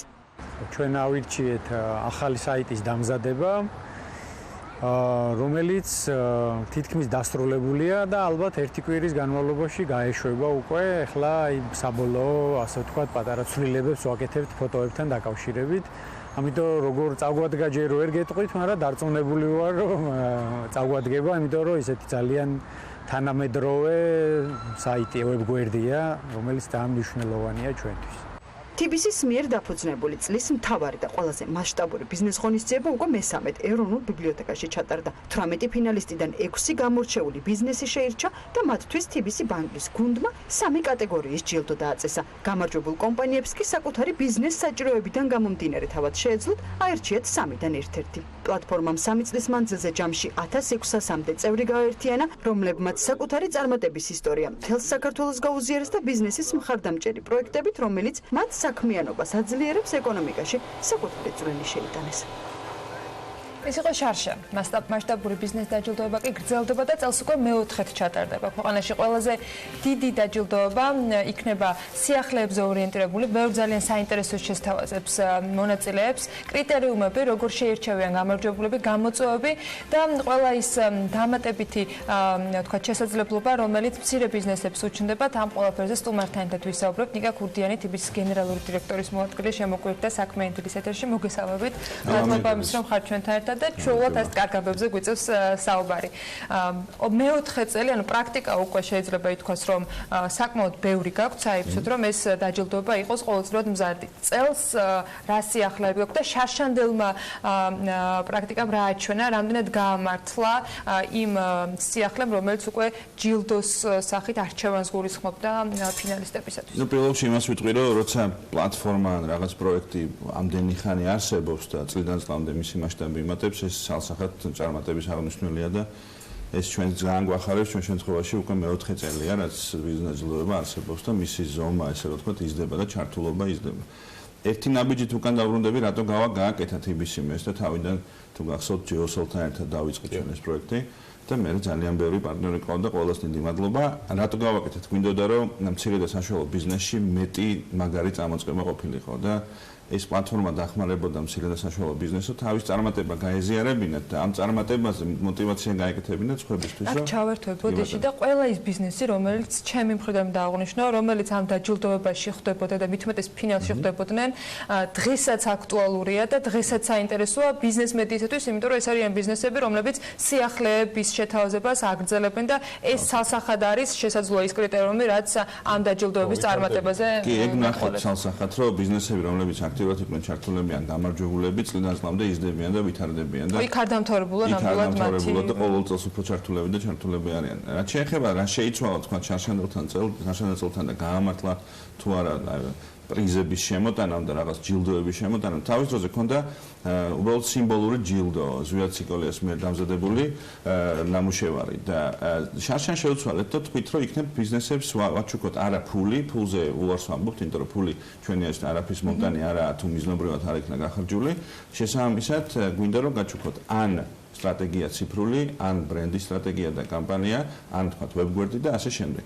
ძალიან გაამართლა, ახლა მოვისმინე სწორედ სიუჟეტში, როგორ გაყოფილია გამარჯვებულები და წელსაც იგივე იქნება. წელს იგივეს ვაგზელებთ, რასაც ცვლით წელს და მე მგონი რომ ესეთი მნიშვნელოვანი ცვლილება, ჟური არ იყო ცნობილი მანამდე და წელს ვამბობთ, რომ გვინდა რომ გავაცხადოთ, იმიტომ რომ დავფიქრდით ერთ მარტივ რაღაცაზე, რომ თუ ანახებთ საზოგადოებას რა ტიპის ჟურია ჩართული, რა მასშტაბის ესე რომ თქვა და რა გამოცდილების და თვითონ ეს ხალხი ყველა თავის სფეროში ლიდერი არის, ეს ძალიან წაადგება თვითონ პროექტს და მასში მონაწილე ბიზნესებს. ამიტომ წელს ჟურის გავაცხადებთ, დღეს იხსნება თუ არ ვხვდები ვებსაიტი, ამიტომ ეს ყველაფერი თუ უკვე გახსნილი არ არის და იქ გამოცხადდება, იქ ნათელი იქნება ვინ არის. რამდენი ჟურის წევრი იქნება თუ შეიძლება დაგვისახოთ, თითოში მიახლოებით 5 ადამიანი არის. ამიტომ ანუ და თითო ნომინაციას ყავს თავისი ჟური, ანუ ის არ არის რომ ერთი და იგივე ადამიანი რამოდენიმე ნომინაციაში. ანუ 25 ადამიანი მიახლოებით ეგრე არის და ყველა არის თავის სფეროს ლიდერი რა, ძალიან ბევრი მაგალითი. უკვე ცნობილია ჟურის წევრები, ანუ დღეს შევძლებთ შეგვიძლია ვებსაიტზე შევიდეთ businessaward.g და იქ არის ყველაფერი. მიუხედავად იმისა, რომ თქვენ ამბობთ, რომ ეს ადამიანები არიან პროფესიონალები, ეს ადამიანები არიან წარმატებულები, ლიდერები თავიანთ საქმიანობაში, მათთვის თუ არსებობს რაიმე კრიტერიუმები, რაც მათ შორის შეიძლება მონაწილეებისთვისაც იყოს სახელმწიფო, როცა გადაწყვეტილებას იღებენ, რომ ჩაერთონ ბიზნეს დაჯილდოებაში წელს და არა ვთქვათ მომავალისათვის მოემზადონ, იმიტომ რომ ეს არის შესაძლებლობა, რომელიც რაღაცა ეტაპზე შეიძლება გამოიყენო. ახლა. კრიტერიუმები ნათელია, თითოეულ კატეგორიას აქვს თავის ჩვენს ვებგვერდზე განთავსებული კრიტერიუმების ჩამონათვალი. რა თქმა უნდა, რაღაც თავისუფლების დონე ჟურის ეძლევა, იმიტომ რომ თითოეული არის ძალიან სოლიდური წარმომადგენელი თავისი სფეროს და ისე შევარჩიეთ, რომ ყველა ნომინაციაზე შესაბამისი ტიპის ჟურის წარმომადგენელი ყოფილიყო და კრიტერიუმებით, არ ვზღუდავთ, მაგრამ რაღაც ნათელი კრიტერიუმები და თამაშის წესები, რა თქმა უნდა, გაწერილია, იმიტომ რომ ამ მოთხმაწელმა გვანახა, რომ ძალიან კრიტიკულები უნდა ვიყოთ სწორედ თამაშის წესებზე, რომ არ დავტოვოთ ცარიელი ადგილები, სადაც ან დავის, ან გაუგებრობის, ან შესაბამისად ფრუსტრაციის ადგილი დარჩება და ამიტომ ყველაფერი ძალიან ნათლად არის გაწერილი. ნომინაციების ნაწილს რაც შეეხება, ამ პროცესში არ არის მარტივი ნომინაციებიც არჩიო, ხო, რა ნომინაციაში გინდა შენ რომ თუთ გამორჩეული ბიზნესები ყავდეს და ისინი დაასახელო წელს რაღაც სიახლეებიც არის ამ ნაწილში. როგორ ირჩევა თვითონ ეს ნომინაციები, რამდენად ეს თქვა რთული პროცესია ეს? არ ვიცი თქვენ გახსოვთ თუ არა, მაგრამ ამაზე ბევრს ვსაუბრობს TBC ბანკი ბევრი მიმართულებით.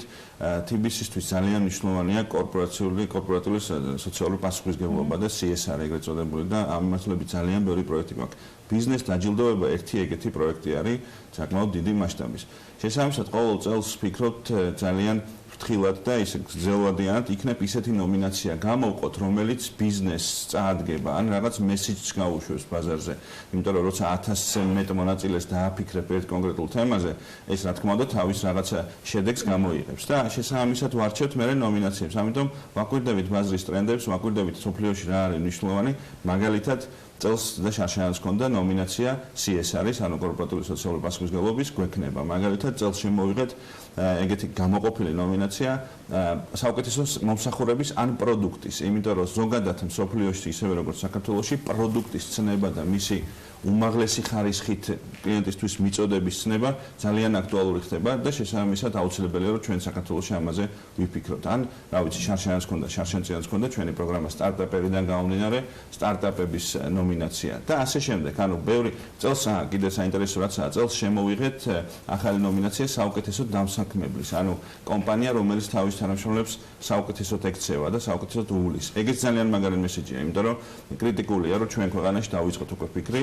კომპანიებში იმაზე თუ როგორ ვაბედნიერებთ, როგორ კარგად ვემსახურებით ჩვენ თანამშრომლებს და არა პირიქით, იმიტომ რომ გარემო უნდა შექმნა ადეკვატური, რომ ადამიანი იყოს პროდუქტიული, მოტივირებული და ინსპირირებული რაღაც ახალი იდეებით.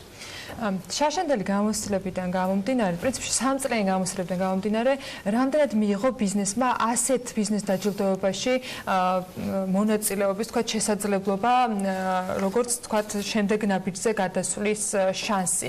რამდენად იმიტომ რომ შარშემ დაემატა ახალი ნომინაციები, გაჩნდა ახალი შესაძლებლობები, მათ უკვე რაღაც ჯილდოების არჩევის შესაძლებლობა მიეცათ, რომელიც მათ დაეხმარებოდა წინსვლაში. როგორ აღიქვამეს, იმიტომ რომ თქვენ სტარტაპერი ახსენეთ და TBC-ის მუშაობა მთელი წლის განმავლობაში გრძელდება ხოლმე ამ სტარტაპერიდან გამომდინარე, რომლებიც ხშირ შემთხვევაში მე ხვდებიან კიდეც ამ დაჯილდოებაზე, იმიტომ რომ ეს ერთიან ჯაჭვს ქმნის. თქვენი გადმოსახედი მაინტერესებს, როდესაც ამ დაჯილდოებას აორგანიზებთ, როდესაც მსგავს პროდუქტებს ქმნით და იგივე ნომინაციებს ადგენთ, რამდენად მიიღეს ამ მცირე ბიზნესებმა ეს როგორც შესაძლებლობა და შანსი ახალ ეტაპზე გადასვლისა. იცით როგორ მგონია, ეტაპი არის კრიტიკული სიტყვა თქვენ კითხვაში. ანუ რას ნიშნავს ეტაპი? ეტაპი ალბათ არის თავის წარმოდგენაში ბიზნესმა რაღაც მიზნები უნდა დაისახოს და იმ მიზნებზე ავიდეს. ხო, ეტაპს გულისხმობა, თუნდაც სხვამ შეაფასოს ის რაც შენ გონია რომ გააკეთეს, სხვისგან. მაგით მივდივარ. ანუ შესაბამისად ამ ბიზნესებს ცალსახად რაც ვაკვირდებით არის სწორედ ეს კარგი ტრენდი, რომ ადამიანი მოდის ჯერ სტარტაპერში, თქვათ, მე ბიზნეს დაჯილდოებაში ღირს მონაწილეობას ჩვენ ხო მაგაზე არ ვამთავრებთ, TBC ბანკს აქვს კიდე ძალიან მასშტაბური ბიზნეს განათლების ფორმატი, სადაც ძალიან ბევრ ტრენინგებს ვაკეთებთ და ვხედავთ, რომ ეს მონაწილეები იქაც აქტიურები არიან და მე მიდიან და ჩვენს ვებგვერდზე რეგისტრირდებიან, თავის პროფაილს ქმნიან და ასე შემდეგ. ამიტომ ეს თვითონ ეს ციკლი ძალიან კარგად მუშაობს. ჩემთვის უფრო კრიტიკული არის, როცა ვხედავ, რომ ეს ბიზნესები თვითონ თავის თავს ავითარებენ და სწორედ იმ მესიჯებით ან იმ ჩვენი რაღაც დახმარების საფუძველზე რაღაც ცვლილებებს ახორციელებენ თავის საქმიანობაში. ეგ არის მთავარი ღირებულება. ეგ არის მთავარი ღირებულება. კი, ერთი ეგ არის და მეორე რომ უბრალოდ წარმატების გაზიარებით უფრო მეტმა ადამიანმა მოინდომოს თავისი წარმატების გამხელა. რატომ? იმიტომ რომ თუ წარმატება არ გაქვს, მოგინდება წარმატების შექმნა. სხვისი მაგალითი ყოველთვის ყველაზე კაი არის ხოლმე და აი ეს წარმატების გაზიარი წარმატება ხო გახსოვთ ეს იყო რაღაც tagline-ი, სლოგანი ამ პროექტის. ეხაც არის და შესაბამისად ამას ბოლომდე დავიჭერთ. რატომ? იმიტომ რომ გონია რომ ეგაა ძალიან დიდი ფასეულობა. და ჩვენ დიდი სიამოვნებით გავუზიარებთ ჩვენს მოყურებელს ასეთ წარმატებულ პროექტებს. მადლობა იმისთვის, რომ ამ შესაძლებლობას გვაძლევთ თქვენ თავის მხრივ. წარმატება მიდაგისურვოთ ამ დაჯილდოებას და თითოეულ იმ ბიზნესს, რომელიც მასში მონაწილეობას მიიღებს, რა თქმა უნდა, ჟიურის წევრები, რომლებსაც არჩევანი ექნებათ გასაკეთებელი. საკმაოდ რთული, მაგრამ საინტერესო, იმიტომ რომ მას ველოდებით ჩვენ. დიდი მადლობა. კიდევ ერთხელ ნიკა ქურდიანს TBC-ის გენერალური დირექტორის მოადგილეს მასპინძლობთ საქმიანი დილის ეთერში. მცირე სარეკლამო პაუზის შემდეგ კი ნინო ზაბახიძე შემოგვიერთდება სტუმართან ერთად.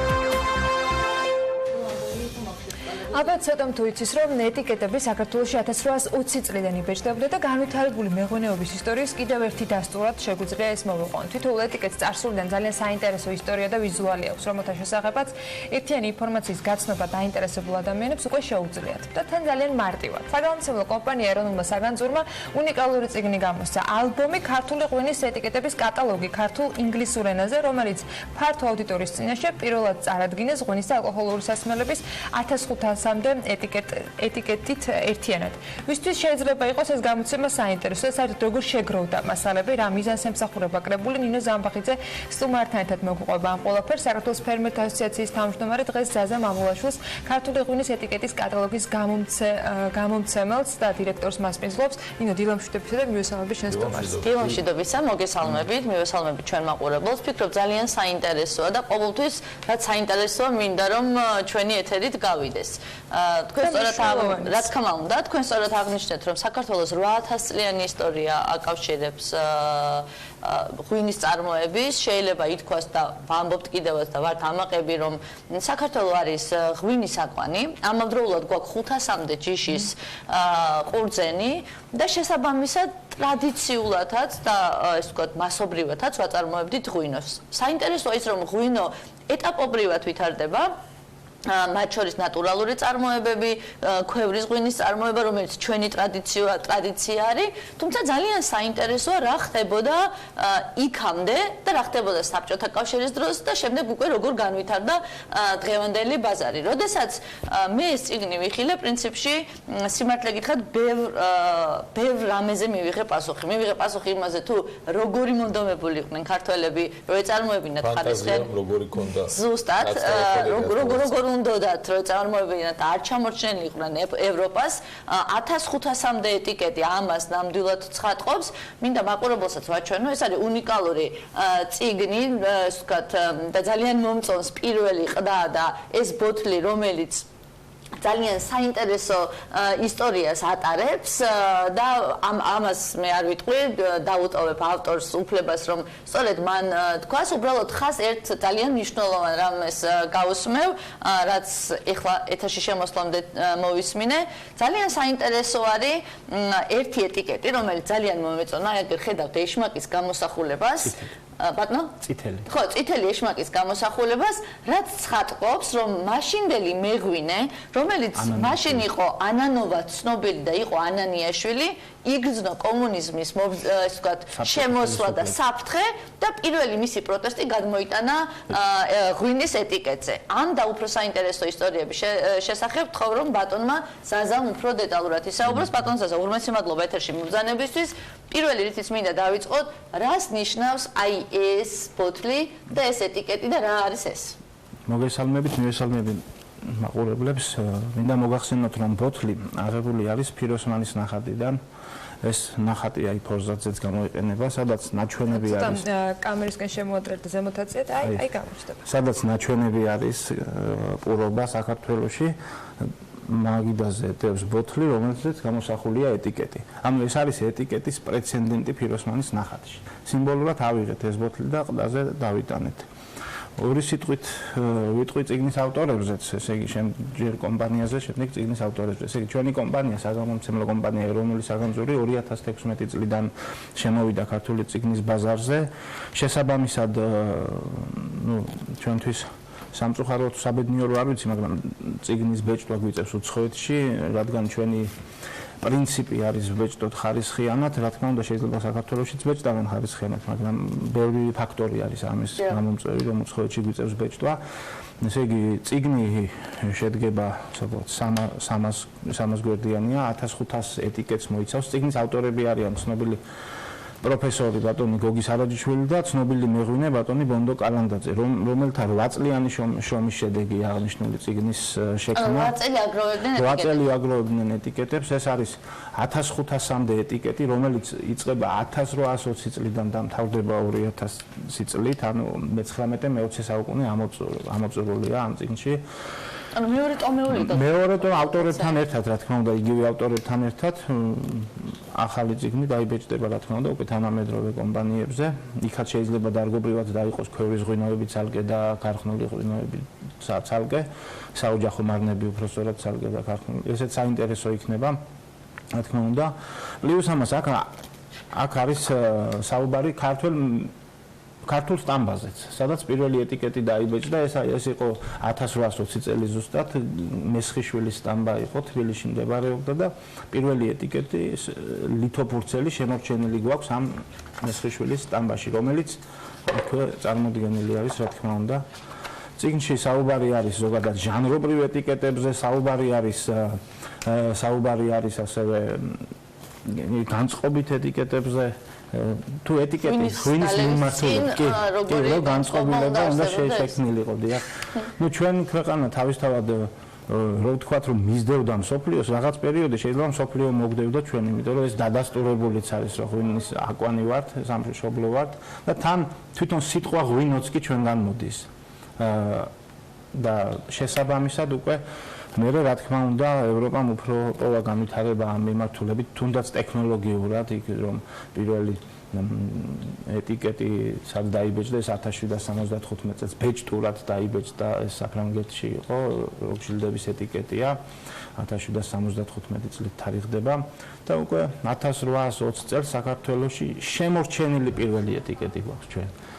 შემორჩენილი, რომელიც წიგნში შესულია. ეს იყო გვარად ბოლქვაძის ეტიკეტი, რომელსაც ღვინის მაღაზია ჰქონდა ქუთაისში და არა მარტო ერთი სახეობის ბრენდის, ასე ვთქვათ, კონიაკის ეტიკეტი არის შემორჩენილი. რამოდენიმე სადღაც 10 ეტიკეტი არის მხოლოდ ბოლქვაძის შემორჩენილი. აქ მოსდევს სხვადასხვა გვარებია შემდეგ ეტაპობრივად. და დაახლოებით რამდენი წარმოებელი იყო იმ პერიოდისთვის? იმ პერიოდისთვის აი ეტიკეტების მიხედვით თუ იმჟელებთ, სადღაც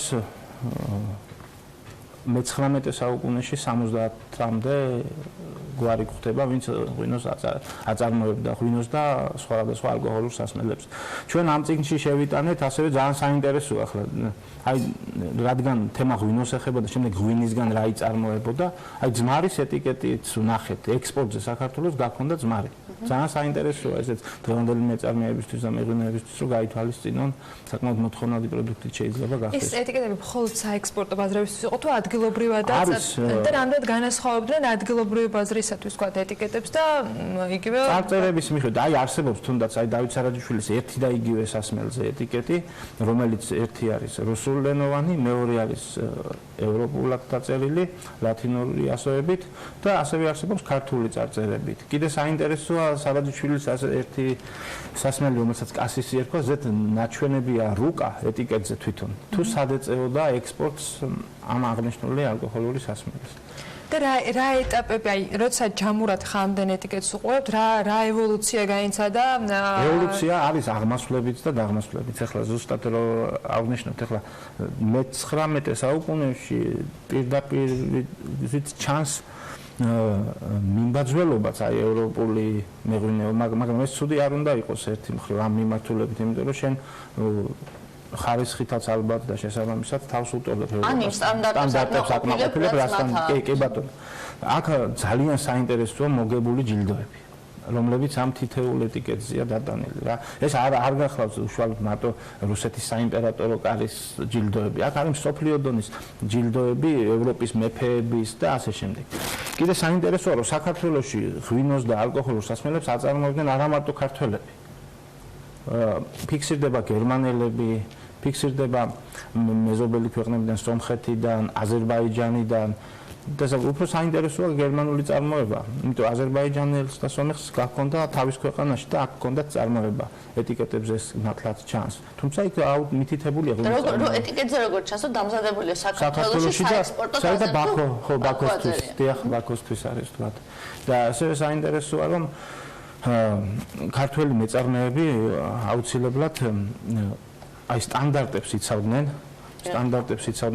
აქ უფრო საინტერესოა მე-19 საუკუნე ამ მიმართულებით. მე-20 საუკუნის დასაწყისშიც აი 30-იან წლებამდე აი დამოუკიდებელი საქართველოს დროშაც კი არის დახატული 21 წლის ღვინოზე, აი სათემო ერქვა. ბუნებრივი კახური ღვინო ესე თარიღდება, ესე არის. და აი მაყურებელს რა უხსნათ? მას შემდეგ რაც უკვე საქართველოს საბჭოთა რეჟიმში შევიდა, არის თუ არა ეს დაღმასვლა თუნდაც ეტიკეტების გამოსახულებიდან გამომდინარე? აი ერთფეროვნება შემოდის. აი აბსოლუტურად რაღაცა ერთი ხაზი მიდის და თითქოს ყველაფერი ერთფეროვანია. კი ბატონო, ერთფეროვნება შემოდის, რა თქმა უნდა, ვიზუალიზაციაშიც თუნდაც, თუმცა საინტერესოა, ესე იგი 8000 წლის ისტორია გვაქვს მეღვინეობის და ჩანს რომ ესე იგი მეღვინეობის ტრადიცია აქ არასდროს არ შეწყვეტილა. აი ჩაგდება საქართველოში მეღვინეობას არ შეხვედრია. იმიტომ 1953 წელს, როცა გაქანებული ომია, ასე ვთქვათ და მეორე მსოფლიო ომს გულისხმობს, საქართველოში სამტრესტის მარკით ღვინო ისხმება. და ნახსენებია ის უბრალოდ თითქოს ერთფეროვნულად ყველა ეტიკეტი ერთმანეთს გავს. იყო რაღაც პერიოდი, ხო ზოგი ამას ამართლებს, ზოგი არ ამართლებს, დანომრილიც კი იყო ქართული ღვინოები. აი ფილმიდან მშობლიური რანომერი გვახსოვს ჩვენ ალბათ და აი ეტიკეტებზეც ჩანს მშობლიური რანომერი და ესეთი აი სახელები გვაქვს ღვინის და ნამდვილი სახელები და დაკარგულია ამ დროს, როცა ჩვენ ვამბობ 7 ნომერი ღვინო და არა თქვა ხანჯკარა პირობითად, ან გაწითელი. და აი რამდენად არის თქვა სხვადასხვა ჯიშის ყურძნის გაღვინოები ნაწერობი დაახლოებით რამდენი ტიპის ღვინოს ხვდებით არა თქვა ეტიკეტის მიხედვით არამედ იგივე ყურძნის ჯიშების მიხედვით შოლოს ღვინოსაც ხვდებით არა ღვინო არ არის შოლოს არის ასე ვთქვათ აი ახლა გეტყვით ესე იგი აქ ჩამოთვლილია როგორც ჯიშები საინტერესოა ჯიშების ჩამონათვალი ასევე ჩამოთვლილი არის წარმოშობის ზონები ისეთი ანუ ადგილ წარმოშობაც არის დატანილი აი სოფლების და აი მაგალითად მელანი, ტიბანი და ასე შემდეგ მე და ასევე ნაჩვენები არის გვარები კონკრეტული გვარები. აი თუ შევხვდებით ისეთ თქვათ წარმოშობის ზონებს ან ისეთ ღვინოებს რომელიც დღეს აღარ არის და ძირთადად თქვათ უფრო სხვა ღვინოებზე ვართ ორიენტირებული. არის თუ არა შეგვიძლია თუ არა აი ამ ნაწილში აღმოაჩინოთ ისეთი ყურძენი რომელიც თქვათ ჩვენ იმ დროს მე-19 საუკუნეში იყო პოპულარული და დღეს თქვათ აღარ გამოიყენება. კი ბატონო, აი აქ არის ერთი საინტერესო გურული ჯიში თუნდაც რომელიც კი რა თქმა უნდა ეხლა აღდგენის პროცესშია ეს არის ჯანი რომელიც დღეს წარმოებაში არის ჯანი ერქვა ესეთ ქართული ღვინოება 1896 წლით თარიღდება თუ 91 წლით ზუსტად რო არ შემეშალოს ეს ჯიში ასევე საინტერესოა მიმართულებები განვითარების. აი ცალკე ეტიკეტით ისხმებოდა საეკლესიო ღვინოები. აი კოსტავა მაგალითად მეწარმე, რომელსაც პირდაპირ აქვს საეკლესიო ღვინო. მე სხვადასხვა გვამები. ანუ მხოლოდ ეკლესიაში იყენებდნენ, ეს ნიშნავდა საეკლესიო ღვინოს განსაკუთრებით საფერავი, როცა დილით წირვაზე იყენებენ საბაგზინოდ, შეიძლებოდა რომ ეკლესიაშიც გამოიყენებდნენ და რა თქმა უნდა შეიძლებოდა რომ და თქვა ეს ღვინო არ იყო საექსპორტო, თუ საექსპორტო იქაც ეკლესია იყო. რა მაგალითად ქრისტიანული ქვეყანა რუსეთის კი ბატონო, აი რუსეთის ბაზრისთვის შეიძლება. აი ახლა საინტერესოა იგივე დასახელებები რომს საქართველოში. აბსენტი, კი ბატონო, კი საინტერესოა რა თქმა უნდა. ახლა ვერ ვიტყვით რომ აქ რომს ამზადებდა, ან შეიძლება შაქრის ლერწამი ჩამოქონდა და ამზადებდა, მაგრამ შეიძლება უკვე დამზადებული რომი კასრებით ჩამოქონდა, აქ აფასოებდა და ყიდდა. აი ფაქტი ის არის რომ ქუთაისში ქართულად წარწერილი ეტიკეტით რომი გვაქვს.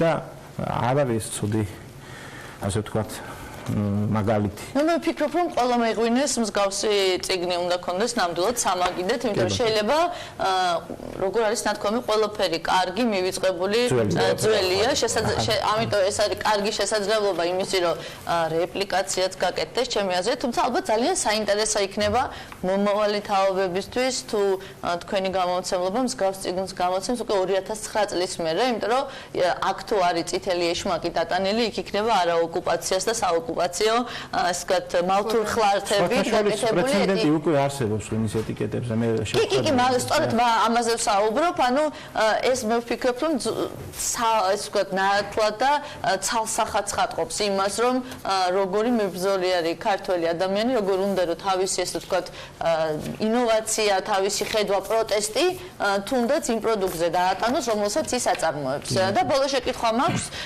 რას გეგმავთ რა არის შემდგომი თქვენი ეტაპი როგორც გამომცემლობის, იმიტომ ძალიან ბევრ უნიკალურ პროექტის იდეის ავტორები ხართ. კი ბატონო, აი ორი სიტყვით გაგიმხელთ ჩვენს გეგმებს.